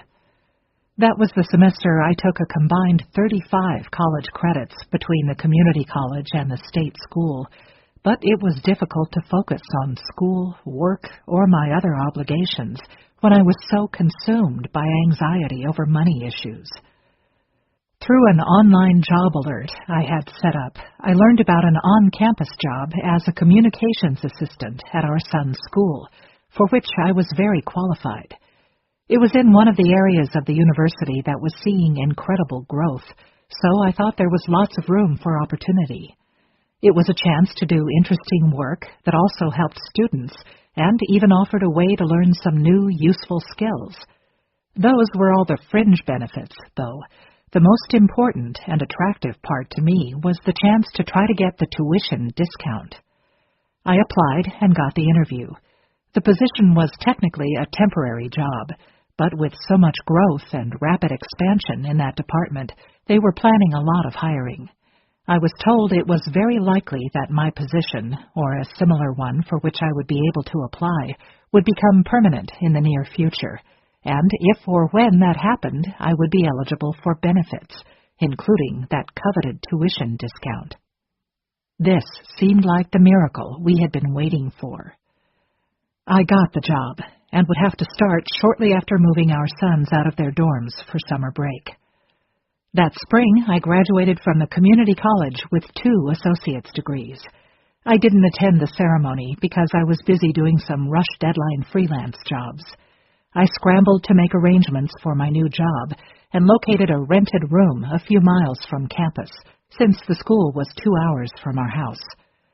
2 weeks later, just after my sons had gotten settled in at home for the summer, I headed off to that rented room and a new job with about $10 in my pocket. That first night, as it struck me that I would miss spending the summer with my family and would instead spend it in a room in a town where I didn't know anyone, I was hit with a wave of depression.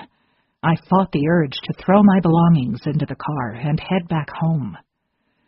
Eventually, we settled into a routine. During the week, I worked at the on-campus job, took classes at the university at night, did freelance work even later at night, and slept in my rented room. On weekends, I would come home to spend precious time with my family and handle any issues there that needed my attention. Monday mornings, I'd leave our house at 5 a.m. and make the long drive back to campus for work.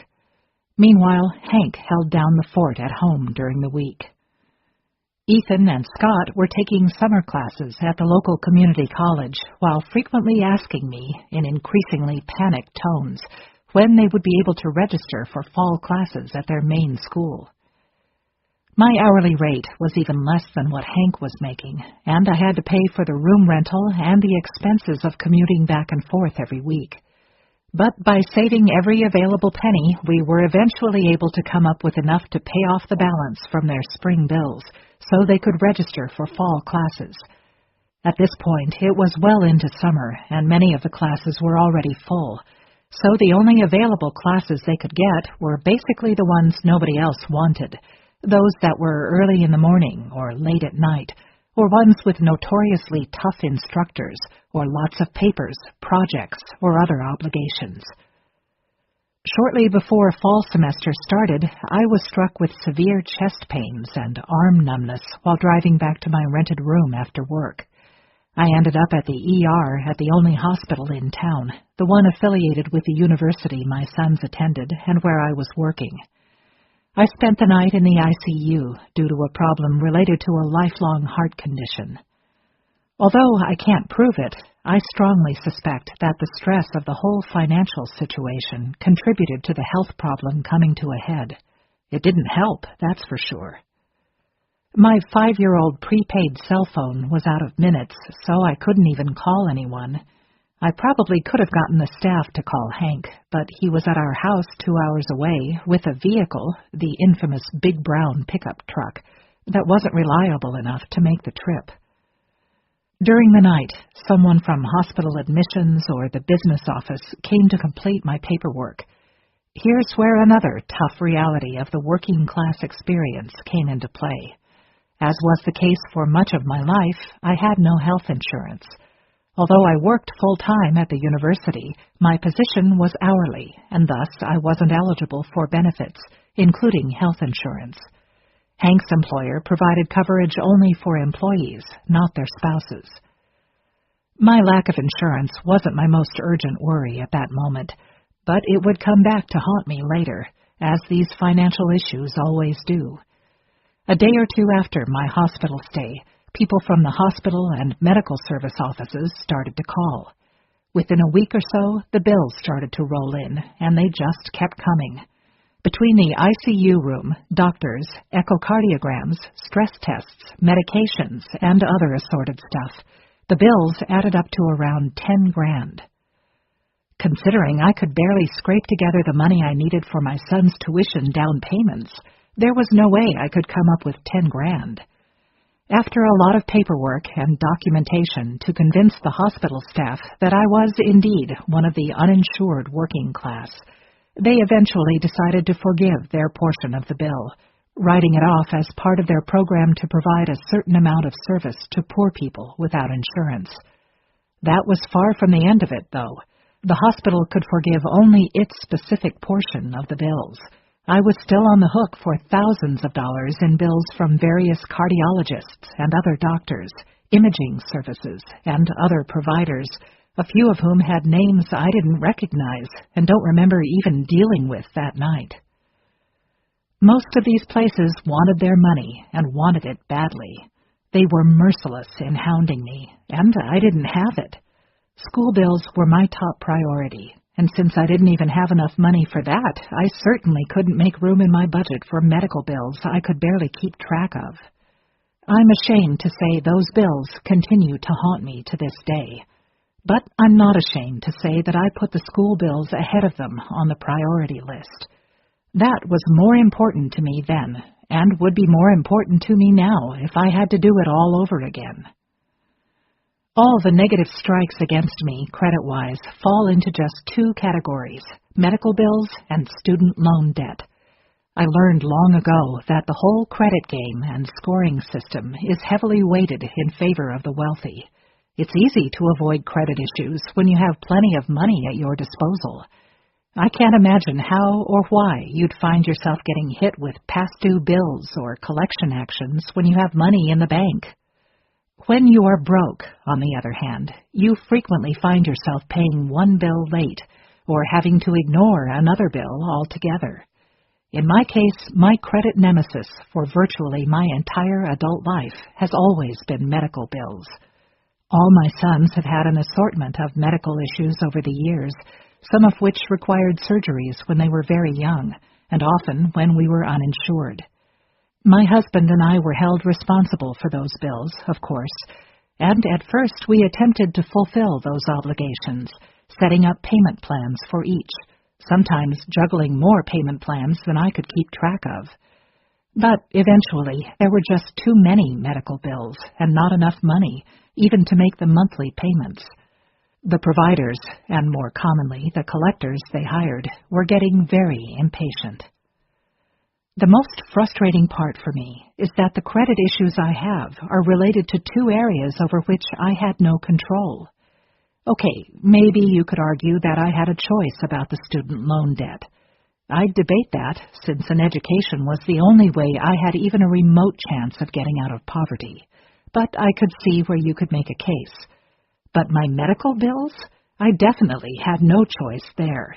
Believe me, if given the option, I would have much preferred to stay healthy and completely avoid doctors and hospitals. My letter-writing campaign. I established a few routines at the start of each semester, in addition to the panic attacks and the scrambling to figure out how to pay the bills. I sent letters and emails to the school's HR department, asking for some way to allow me to use the tuition discount since I was working 40 hours a week. I also wrote letters to the university president's office asking for any help at all, whether it was with getting aid or scholarships for our kids, or with getting access to the discount. It never helped, but I kept trying, holding out hope that eventually I'd get somewhere. At one point, I managed to win a meeting with the university president as part of a charity auction. This was an hour-long one-on-one lunch, which was a very rare opportunity, one that I certainly wasn't going to let go to waste. I followed up our quick introductions with a warning that I was going to dive right into my story, because there were things I wanted to share with him, and I knew the hour would fly by. I did my best to sum up our circumstances as quickly as possible, and within about 10 minutes I'd run through the most important points, including our income, how much we were paying the school for our 2 children, and the fact that I worked full-time but didn't get the tuition discount or other benefits. He listened intently, shook his head, and asked me how we did it. This wasn't a rhetorical question. He actually took out a notepad and pen and started taking notes. He said he constantly heard from other parents in similar situations and had no idea what to tell them, so he was hoping I could share some advice. For a while after this meeting, I hoped to hear from the powers that be, offering some sort of assistance, but soon I realized no miracles were going to appear. I stopped writing letters to the president's office after that. I figured if my sit-down with the president hadn't led to any action, my letter-writing campaign wasn't going to help either. We didn't expect our kids to go to school for free. We believe in working hard for what you want and paying our fair share. But we never expected that it would financially destroy our family, almost driving us into bankruptcy. We simply feel like it should be fair. It should be equally painful for each family to send their kids to school. Of course, I know that isn't totally realistic. For a very wealthy family, it's not going to be painful at all to pay for college, no matter how much the tuition may be. But I'd love to see some system where it was at least a little more equitable across the board. Along the same lines, I'd love to see someone give money tips for the blue-collar crowd, but I doubt it will ever happen. Those personal finance experts on TV never speak to this demographic, probably because they have no idea what to tell them. I read these how to save money articles and stop in my tracks as soon as I hit words like latte or dry cleaning. I became a master of making money in every possible creative way, within legal boundaries, of course. In addition to collecting cans to pay for textbooks, I used a variety of other strategies for making and saving money, including mystery shopping. In a few cases, I really made out well because I mystery shopped for a postal and shipping service, and since the assignments involved sending sample packages to any recipient of my choosing, I was able to send some small care packages to my kids, with someone else paying the bill. I paid for my gas and some other items by earning gift cards and reward points through online programs that offered minimal fees for taking surveys and evaluating products. I participated in online focus groups, and I was always on the hunt for freelance work, taking as much of it as I could possibly manage. Of course, eventually you run into a challenge. It's only mathematically possible to squeeze in so many man-hours into each day. At some point, you run out of time, even if you are like me and can get by on relatively little sleep. We live in an area with few jobs and soaring crime. We have realized that there is no bright future for us or our children here, So our long-term plan is to try to move to a better area once our kids finish school.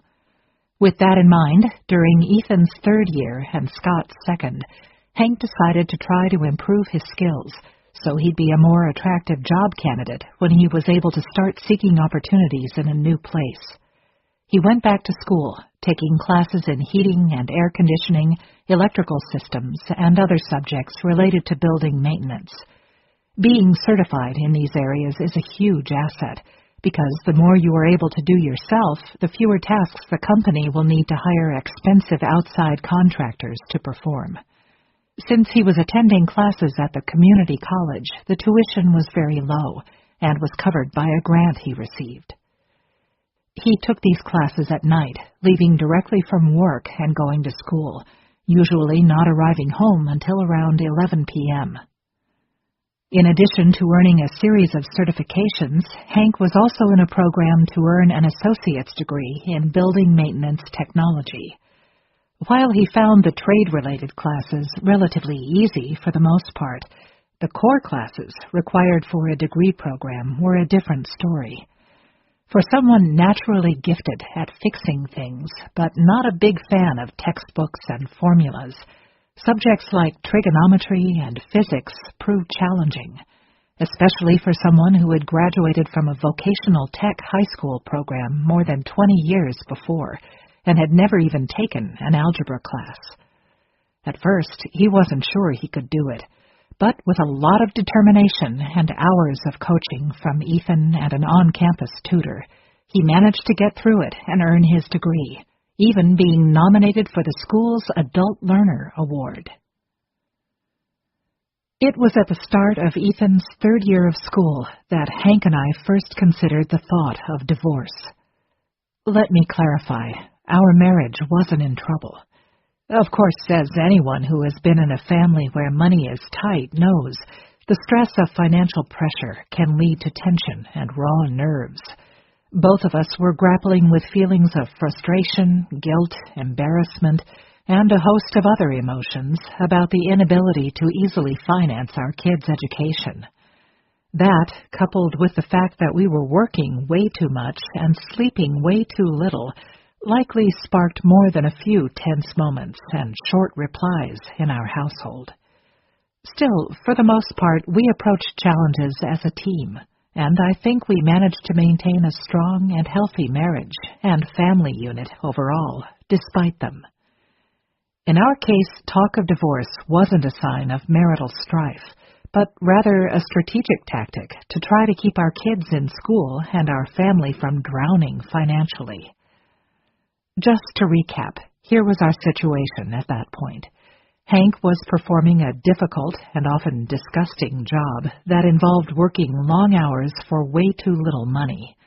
I was working a full-time on-campus job without benefits, living in a rented room, taking a full college course load, and also working a lot of freelance gigs. Our oldest son, Ethan, was in his third year of college. In an unpleasant surprise, we discovered that his school charges a higher tuition rate for upper-level, third year and above students, so his tuition rate had just jumped. Our second son, Scott, was in his second year of school. His major, film and media communications, involved several mandatory classes that required a host of expensive equipment. Since we couldn't afford to buy any of it, he had to borrow it from various campus supply labs, which often meant having access to it only for a short period, often at the very last minute before projects were due. In other words, it was impossible to ignore or even get a brief respite from the reality of the constant financial struggle of getting our kids through college, as we were faced with daily reminders of it. Meanwhile, I was also homeschooling our youngest son, Tyler, who was at that point a high school senior. The college application process for him was looming, so we were facing the possibility of soon having 4 or perhaps even all 5 members of the household in school at the same time. My love of research and hereditary knack for spotting any loophole proved critical at several points in helping me come up with short-term solutions during times of crisis. It also, unfortunately, made me realize there were a variety of ways that people could work the system if they wanted to. In analyzing the financial aid forms that by then I had filled out many times, I realized that one of the most important factors that determines the EFC is marital status. For dependent students, that means the marital status of their parents. If the parents are married, financial information for both of them must be reported. Now, let's say the parents are divorced. Suddenly, only one parent's information is considered. It doesn't matter if they both agree, whether informally or legally, to contribute to the child's education. Even if both parents' money is going into the pot from which college expenses will be paid, only one parent's money will be considered. Unless that parent gets remarried, in which case the new spouse is factored into the equation. Here's the kicker. The parents can decide which one of them is put on the form. It has nothing to do with who has custody. The FAFSA says they should decide based on which one the student lived with for the majority of the year, or which one provides more financial support. But in the end, the parents get to pick. Needless to say, most parents coincidentally pick the one with the lowest income, so the student has the best chance of getting financial aid. Marital status is clear-cut. If you're married, you check that box. If you're divorced, you check that box. It's very simple and legal. Now, ethical? That's a different issue, and one that each person needs to answer for himself. The sad truth is, it's very easy to get divorced. I'm talking about the actual legal process, not the whole emotional drama that usually accompanies it. But if you both agree on everything, and there are no battles over property or child custody, it's a pretty straightforward process. In our state, we could get a no-fault divorce for a few $100, and nobody would know. In my area, they usually don't publicize divorce filings in the paper. The only way people would know is if you told them, or if for some reason they were in the habit of going to the courthouse and keeping up on this sort of thing. Heck, my husband and I could already be divorced right now, and nobody would know. If we were divorced, either one of us would qualify for a low or zero EFC based on our sole income, as we would then be the single-parent head of a household of 4. That means the kids would get the maximum aid possible, and would probably also qualify for additional aid that the university reserves for the students considered the neediest. Note, this divorce advantage holds true in our case because our sons attended FAFSA-only schools, where the FAFSA is the main form used to calculate the EFC and determine financial aid eligibility. Many schools also use a form called the CSS profile, which is much more extensive and requires information from both parents, regardless of marital status. As I have already explained, our family has, by necessity, learned to have a sort of dark sense of humor, or maybe just a resigned acceptance of this screwed-up situation and how so many aspects of it just seem to make no sense. As far as the divorce scenario, when we would talk about it, there was no question that this was being considered solely as a financial solution. Sadly, by this time, our sons had seen enough to become fairly jaded about the whole process. They had heard quite a few of their friends and classmates share tales of struggling to stay afloat or facing panic as a tuition deadline loomed. As the end of one semester rolled around and students began discussing the classes they were taking the following semester, our sons were surprised to hear some of their classmates admit that they, too, were unable to register for future classes yet because they hadn't finished paying the bill for the current semester. This was especially true of the students whose families weren't helping them, or those who had no families at all. Our sons had also known kids who had to drop out due to their inability to afford school. So, the divorce discussions, like many of our other money-related chats during that period, were made from the standpoint of, isn't it insane that we even have to consider stuff like this? What's wrong with this system? But if you can't beat it, you have to figure out how to work within it. In the end, though, we just didn't feel right going through with the divorce, as tempting as it may have been. But while we're on the topic of crazy financial realities that seem to defy logic, here's another one. At one point, when we were planning for having 3 sons in college at the same time, we ran the numbers and realized that we would have been better off financially if my husband simply quit his job.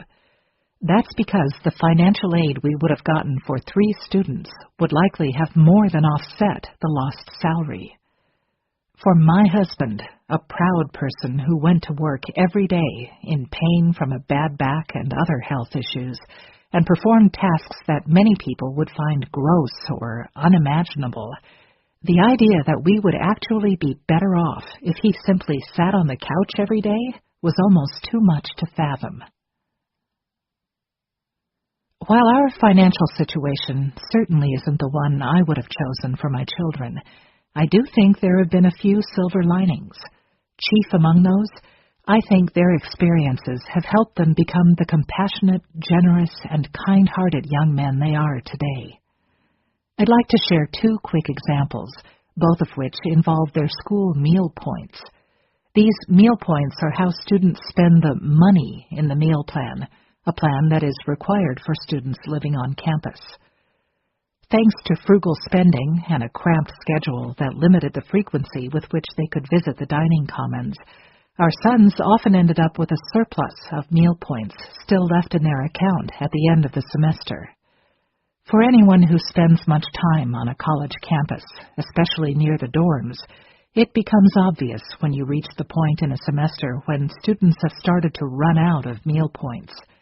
That's when you start to see a noticeable increase in the empty ramen noodle packages in the trash, along with other really cheap dietary staples. I started to notice that toward the end of the semester, my sons would often make sure to invite those classmates to join them in their trips to the dining hall.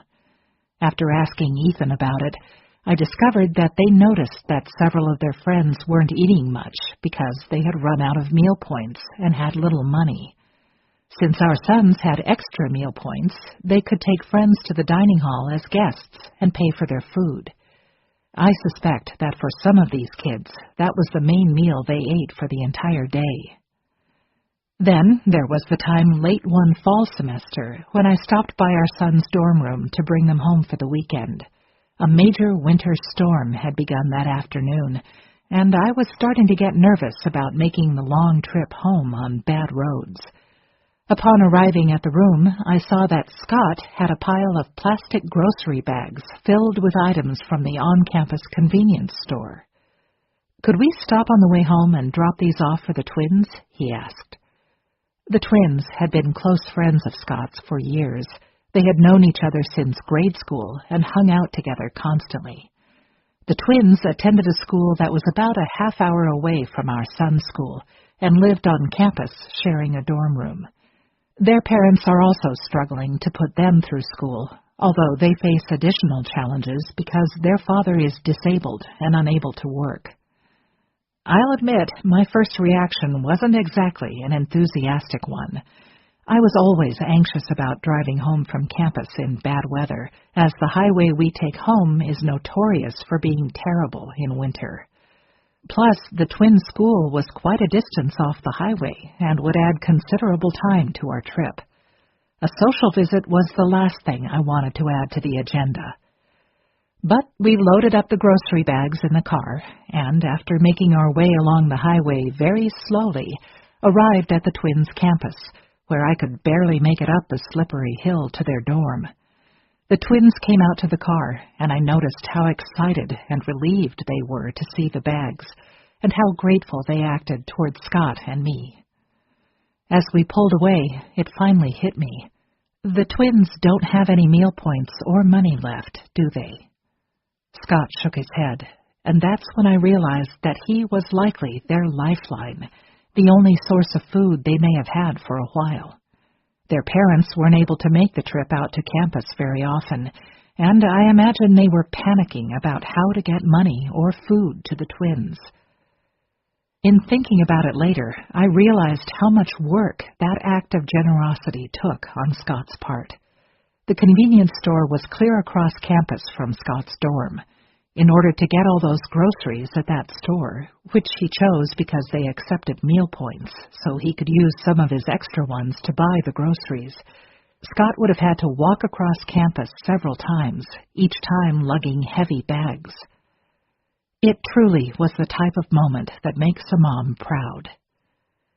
I share these stories not just to do a little bit of mom bragging, although that's a nice benefit, but also to illustrate one of the many challenges faced by poor students. I hate to think about how, if at all, those other hungry kids ate when they weren't lucky enough to bump into friends with extra meal points.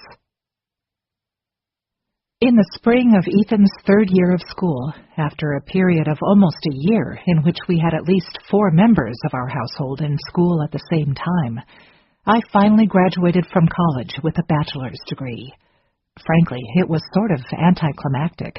I was certainly happy and relieved to have finally accomplished that goal, but it wasn't like my life or my financial status immediately changed upon getting that diploma.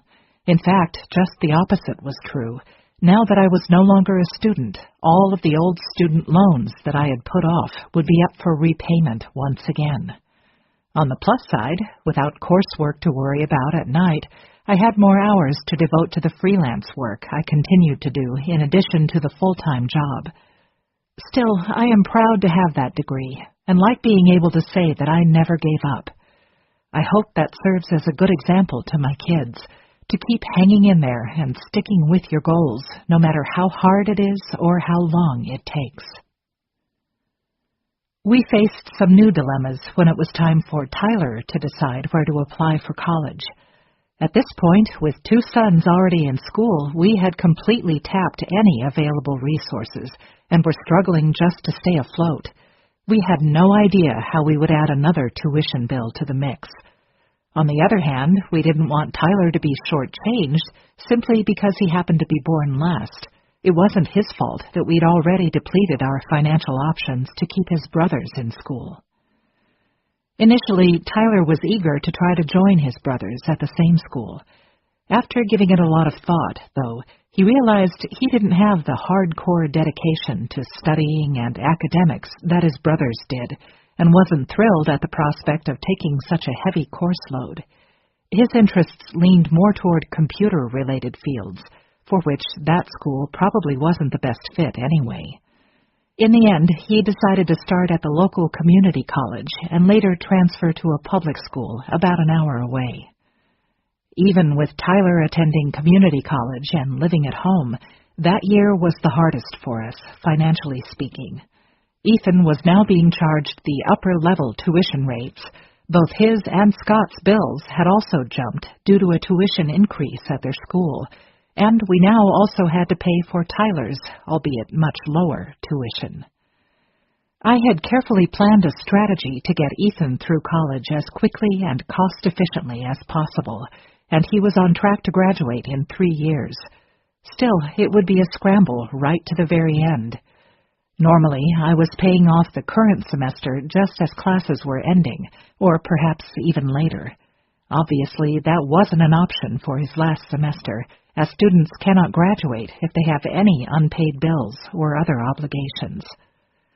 So I knew I'd have to come up with some way to pay off that final balance sooner than usual, but I wasn't prepared for just how quickly that time would come. A few weeks before the end of the semester, I received a call from the school, informing me that I had a few days to settle up the final balance, or my son wouldn't be able to graduate.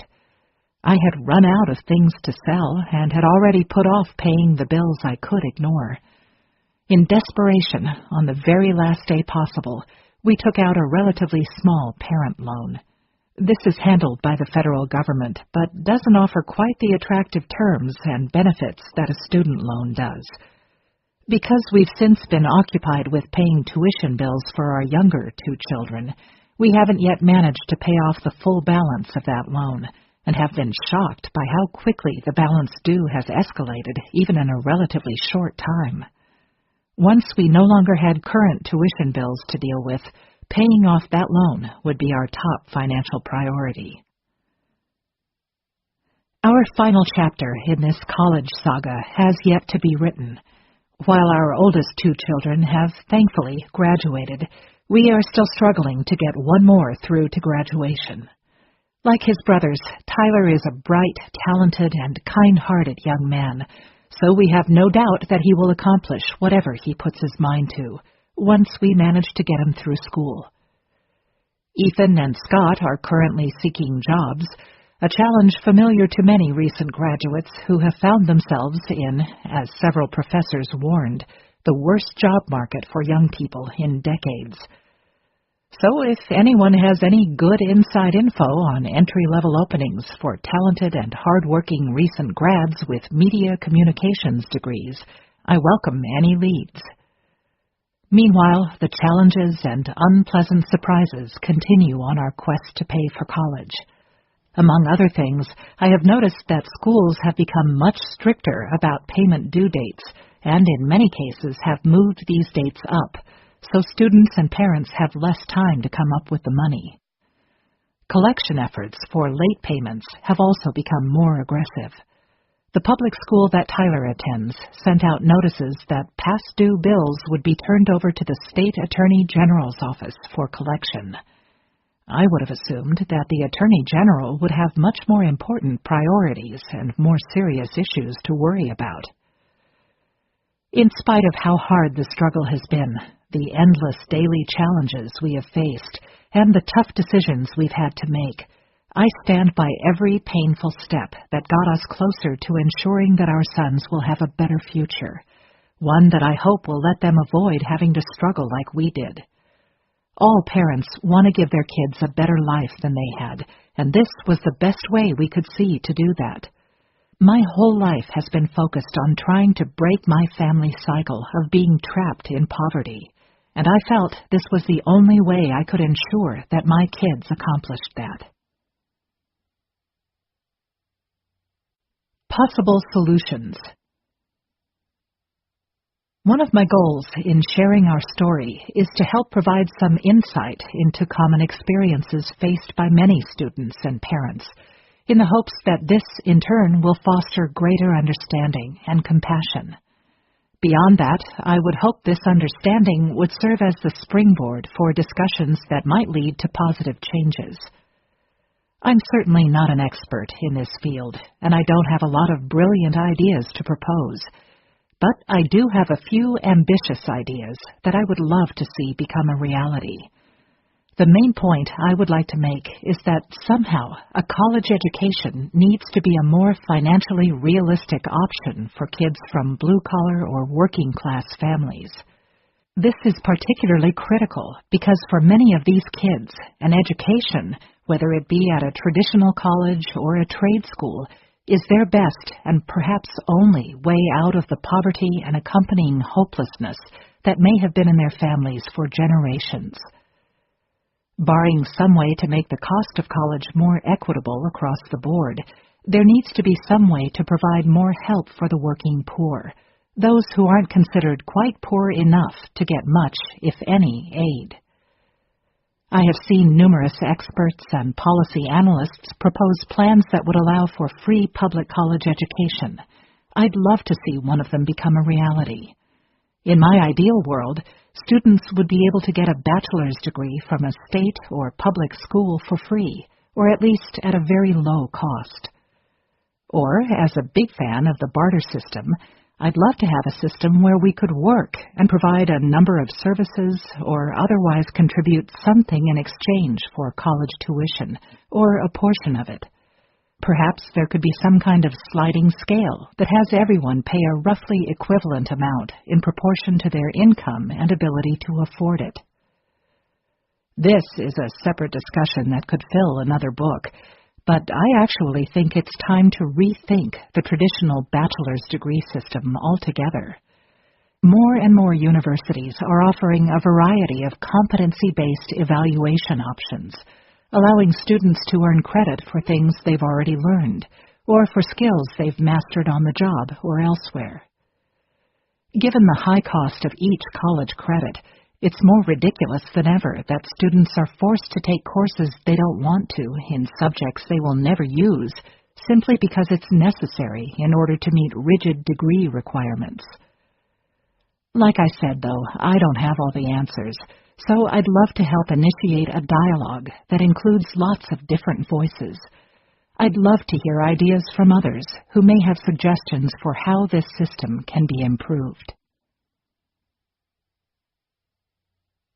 Ways that money-strapped students are at a disadvantage, aside from paying tuition. 1. It costs money to take the SAT and ACT exams and then send those scores to college. The cost to send scores to a small number of schools is included in the exam price. 2. College application fees add up. A recent report by U.S. News and World Report identified nearly 40 schools that charge $75 or more to apply. For students who plan to apply to numerous schools in the hopes of comparing financial aid offers, this can be really expensive. 3. Deposits and other fees must be paid soon after acceptance. Housing and class assignments are often made on a first paid, first served basis, so students who can pay right away may get the best choices. 4. The inability to afford expensive textbooks and other required materials, and then getting them late, can often result in missing assignments, exams, and other critical class activities. 5. Failure to pay the tuition bill on time can result in being dropped from classes, losing credit for any assignments or exams already completed. This can also have major negative implications on a student's GPA, and put them at risk of failure to achieve SAP violations, jeopardizing future eligibility for student aid. 6. Financial holds or freezes may prevent students from dropping a course, leaving them stuck in a class they no longer want to be in or one in which they aren't doing well. 7. These holds also prevent students from registering for courses for upcoming semesters, meaning they may be unable to get into classes they need in order to graduate or satisfy their degree program requirements. Popular or required classes often fill up quickly, in some cases almost immediately after being opened. When and if the student is finally able to pay the balance due and get the hold removed, most, if not all, of the classes they need may already be filled. Holds will also likely prevent them from requesting on-campus housing or signing up for a variety of other services. Appendix. Tips based on lessons learned the hard way. Run the numbers before you rule out any schools or get too focused on a single choice. Don't assume any school is financially off limits or, on the other hand, affordable until you figure out what your bottom line out-of-pocket cost would be. You will likely be surprised. Look into earning college credit while in high school. Many areas have something called dual enrollment. This is where students can take college classes while they are still in high school. They earn real college credits, which they can then use toward their degree, but the cost is generally greatly reduced as opposed to what regular college students would pay for the same classes. Another way to earn college credits while still in high school is through AP classes. After a high school student completes an AP course, he takes an exam that is used to determine what, if any, college credit he can earn. The criteria for awarding credits based on AP exams are determined by each particular college. Use the net cost calculator. Schools are now required to have a net cost calculator on their website. This tool lets you plug in your information and get a rough estimate of what your actual cost may be. The information and its accuracy can vary widely, and some schools don't make this calculator easy to find, but at least it can give you a rough idea of what to expect. Tip: College Abacus is a free online tool that allows students and parents to calculate and compare their personalized bottom-line tuition costs at more than 4,000 U.S. colleges and universities, all in one place at one time, before they've submitted applications or committed to schools they can't afford. Research any aid available to you from the federal or state government. The main non-loan student aid program offered by the federal government is the Pell Grant. It is available only to lower-income students, and you have to be at the very bottom of that range to get the full amount. As your EFC increases, the Pell Grant amount you can receive decreases. Specific details, such as the maximum Pell Grant amount and EFC criteria, change every year. There is also the Federal Supplemental Educational Opportunity Grant for exceptionally needy students on a limited basis. Your school must participate in the program, not all do, and would then determine the amount of the grant, if any, it will give you. As of this writing, the maximum FSEOG grant a student can receive is $4,000 a year. Each participating school gets a certain amount of money to use for these grants, so once it gives out its allotment, other students who would otherwise be eligible are out of luck. Aside from these grant programs, the main type of federal financial aid available to students is loans. The government heavily promotes its programs to assist students and recent graduates, but most of these are geared toward allowing you to adjust or delay payments on loans you already have. I would love to see more programs designed to help students avoid taking out loans in the first place. On the state level, programs and benefits vary widely. Some states, such as Florida and Louisiana, have great programs designed to help lower-income students or those with great academic records. If the student, or his or her parent, is a member of the military or a veteran, there are some great VA benefits available to help with college costs, so students who are in those categories should definitely research any resources available to them. Complete the FAFSA and other financial aid forms as early as possible. In order to get any federal student aid, including loans, you need to complete the free application for federal student aid, known as the FAFSA.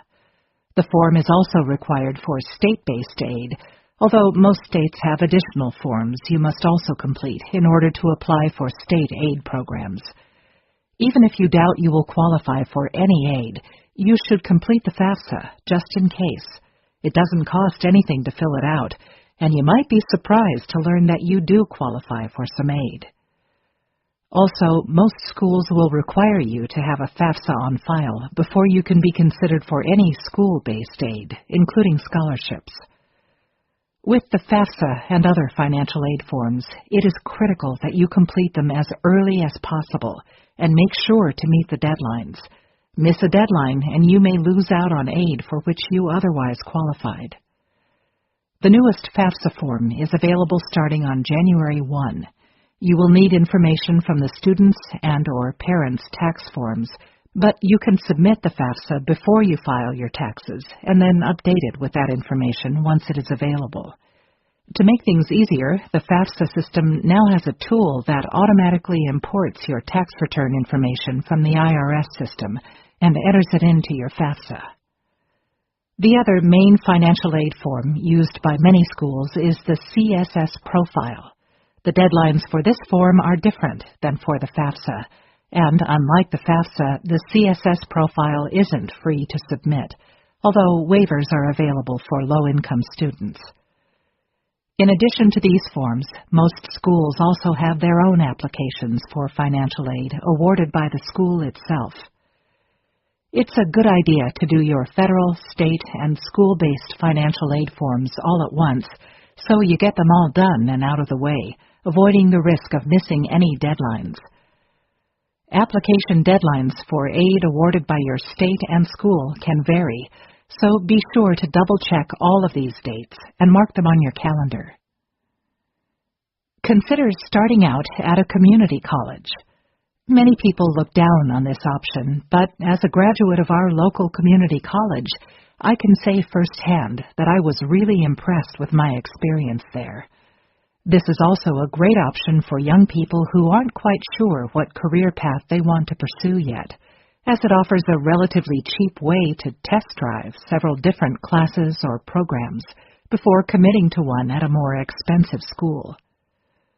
A popular strategy is the so-called 2+2 route, in which you do the first 2 years at a community college and then transfer to a state school or other 4-year college. In many areas, the community colleges have transfer agreements in place with 4-year schools in the area, ensuring that graduates of the community college are automatically accepted into the 4-year school after earning their associate's degree. This option can help you save thousands of dollars off the cost of your bachelor's degree.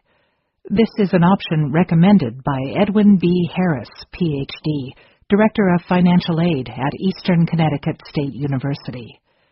Harris says, many families of ordinary means immediately encourage their sons and daughters to pursue the traditional residential 4-year college experience. While I am a product of such a college education, working in the admission and financial aid arena in higher education for many years has allowed me to see that realizing this dream of parents and their children is not always in the student's best interest. Sometimes the family simply doesn't have the necessary financial resources, even with financial aid, to support this college lifestyle. Sometimes the student isn't prepared to achieve academically because of maturity, ability, motivation, or some combination. This can result in the student and family spending money or borrowing loans and not realizing the hoped-for results. Families and students in such circumstances would do well to start their post-secondary education in a low-cost community college that they can afford without borrowing until the student has proven that he or she can achieve academically. The student can then transfer to a 4-year university and even experience the residential lifestyle without having incurred debt for the first 2 years and a more realistic chance of successfully completing a 4-year undergraduate degree. He offers some reassuring words to students and parents who might worry about a stigma regarding the community college experience, saying, ultimately, future employers or graduate and professional schools will be more interested in the student's achievement as measured by knowledge base, critical thinking and problem-solving skills, GPA, test scores, personal presentation skills, and what institution granted the bachelor's degree than they are about whether the student had a 4-year residential undergraduate experience. Make friends with people in the financial aid office if you can. I'm not suggesting that you ask them to break the rules or do anything that isn't allowed, but if you are on friendly terms with the staff, or even just 1 or 2 people there, they will likely make an effort to do whatever is in their power to help you, or they may take the time to share information or advice about resources you may not be aware of. Along the same lines, connecting with other parents who have students at the school or whose kids have already graduated can also be a valuable resource. They can often share insider information they learned firsthand. Unfortunately, to a great extent, the financial aid staff is often powerless to help you. Their hands are tied by a lot of federal regulations and school policy. Depending on the school, they may have some leeway or access to certain programs or funds that can be used at the school's discretion. But for the most part, especially at a public school, they simply have to work within the limits and guidelines that have been established. They plug your info into a formula, and if your number qualifies you for government or school-based aid, you may get it. Otherwise, you are out of luck. At some point, there will be nothing else they can do to help you, especially if you're in that borderline zone. That's why it can also be very helpful to get to know people in the bursar's office. For those who haven't been through this experience yet, the bursar's office handles the collection of payments and the processing of bills. In simple terms, the financial aid office is in charge of giving money, and the bursar's office is in charge of taking it. The bursar's office staff can sometimes clue you in about the various quirks of their processes. If you can't get on friendly terms with any of the staff, Try to spend some time studying all the policies and information you can find on the university's website specifically related to the bursar's office or payments. If you have an unusual major crisis that affects your family's finances, alert your school's financial aid office. It may not matter, but in some cases it can make a big difference. Here's why. Your school has the power at its discretion to adjust your EFC in certain circumstances. This is often called a professional judgment evaluation. It is meant to be used in an emergency, a death in the family, a severe medical issue, or the loss of a job. To request a professional judgment evaluation, some sort of extreme and sudden circumstance will have to have occurred. The fact that you're just poor isn't enough. There has to have been a major event that made you even poorer than normal. There's no guarantee that your request will be approved, but it's worth a try. Keep in mind, though, that it's usually a one-shot deal, meaning if you got an adjusted EFC through this process this year, you probably cannot request it again in the future. So you should save this request for when you really need it. Also, each school handles its own EFC adjustment, so if you have children at more than one school, you will need to submit a request at every school. Look for any possible way to avoid buying a brand new textbook. Research options for buying used, renting, or getting an online version, but be prepared for the possibility that you may have no other option than buying a new, very pricey book. Remember that not all income is created equal for financial aid purposes. Because our children were taking 18-plus credits every semester, including classes at night, it was difficult for them to work as much as they might have liked while they were in school. Still, they both held part-time jobs on campus. For much of his college career, our second son also had a full-time job on a loading dock at a local retail store.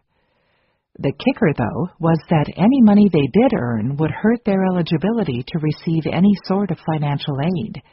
In the EFC formula, student income and assets are more heavily weighted than those of their parents.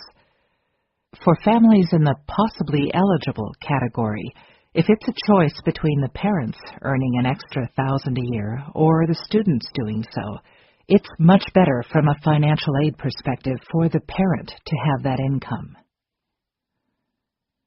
Expert Insights. Sarah Goldrick-Rabb is a professor of educational policy studies and sociology at the University of Wisconsin-Madison and is considered a leading expert on college affordability. She says people assume blue-collar families get a free ride from student aid. This is not true. These students face a great deal of unmet need. It is also common to believe the students of these families can simply work during college to make ends meet, but it is not possible to do this anymore, even while working full-time. Jerry Love is a CPA financial planner from Abilene, Texas.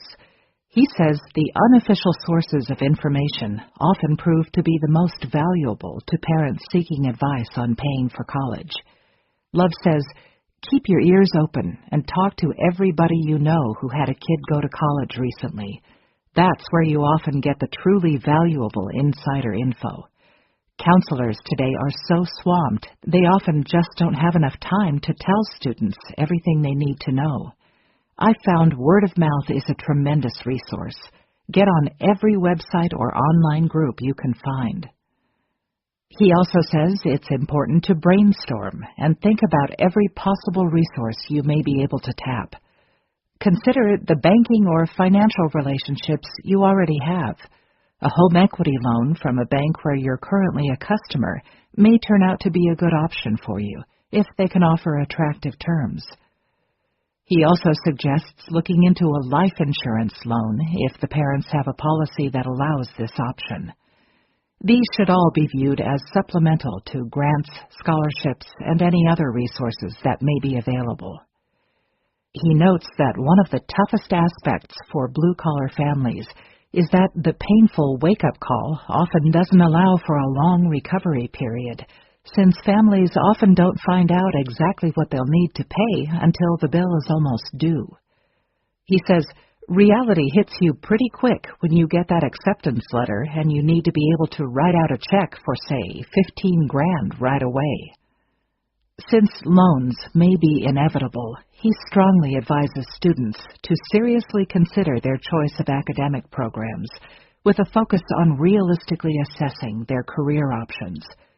Get a degree in something you can make a living in, he says. Mark Kantrowitz, Senior Vice President and publisher of Advisors.com and the former publisher of the websites FastWeb and FinAid, says, the failure of government grants to keep pace with increases in college costs is increasingly pricing low and moderate income students out of a college education. Everybody struggles to pay for college, but low-income students pay a greater share of total family income to enroll at a 2-year college than middle-income students pay to enroll at a private, nonprofit 4-year college. Unfortunately, there haven't been many developments that increase student aid on a per-student, constant dollar basis. The main exception is private scholarship programs. Total dollars awarded in scholarships has doubled since 2007-2008. Advisors has 2 websites about scholarships. StudentScholarshipSearch.com is a free scholarship matching service. ScholarshipPoints.com lets students win points for various activities, such as answering surveys, that they can use to enter scholarship drawings. Kantrowitz says, I am not optimistic about any improvements in the next decade or 2. College affordability is likely to get much worse before the pendulum swings in the other direction and college becomes more affordable. Kantrowitz says that while in general it would make sense for families to make more money in order to better afford college, there is a certain segment of the population for whom even a small boost in income can have a major impact on aid eligibility. Not surprisingly, the blue-collar crowd fits into this category. He says, generally, every $10,000 in additional parent income will reduce aid eligibility by $3,000. There is, however, a threshold at $50,000 that can make a big difference in the amount of financial aid, and another threshold at $24,000. These income thresholds determine whether assets are ignored on the FAFSA and whether the student qualifies for a maximum federal Pell Grant. But aside from these threshold effects, most families will find that their ability to pay for college increases with increases in income. Rachel Fishman, a policy analyst for the Education Policy Program at the New America Foundation, warns parents and students not to get too fixated on the perceived cachet of a particular school, and instead focus on schools that are a better fit academically and financially for their particular situation. She says, your dream school should be the one you can graduate from. She notes that students often focus on relatively unimportant aspects of a school's campus life or extracurricular offerings, as opposed to major stuff like cost and graduation rate. She cautions against trying to deliberately keep income down to try and maintain eligibility for financial aid, though, saying, even if you qualify for the Pell Grant, it's only a drop in the bucket compared to the total cost, so it's better to have more income. I don't know if you want to be low income enough to qualify if you can avoid it. Fishman says the tight timelines in the current typical college acceptance and aid process makes things even more challenging for parents of incoming college freshmen. Often, once a student is accepted, he may have only a few weeks to confirm acceptance, submit deposits, and take care of any initial costs. This is even trickier if the student is waiting for information needed in order to complete financial aid forms. She adds, the IRS data retrieval tool is great and makes it very simple, but the timelines don't really add up. Fishman and other financial aid policy analysts are now pushing for a change to what's called the prior year, or PPY, approach to submitting income information for financial aid. It's a strange but accurate name. Instead of using tax info from the calendar year that just ended, often just a week or two before the financial aid forms are completed, this process would instead use information from the year before that. This would ensure that the tax returns have already been completed and filed, and all other financial information would also be more easily available. Fishman says that would make things a lot easier, even on the admissions end, because it would help align admissions and financial aid timelines. For students or parents who must take out loans, Fishman stresses the importance of knowing exactly what you are getting into. She says, instead of thinking of total debt, look at what the monthly payment will be and if you can afford it. She also has a strong warning for those with loans who may be falling behind on their payments. Contact your lender or loan servicer now before it's too late. She says, with federal loans especially, there are things they can do to help if you act early. But once you go into default, there are few options. Bonus content. Thank you for purchasing this audiobook. I hope you found it useful and compelling, and if so, please consider leaving a review. As a token of appreciation for your support, I'd like to share some free extra content with you. Best resources for learning about scholarships, useful apps and tools for college students and applicants, tips and advice from parents and students. Check out the bonus content here, ebookbonuscontent.com.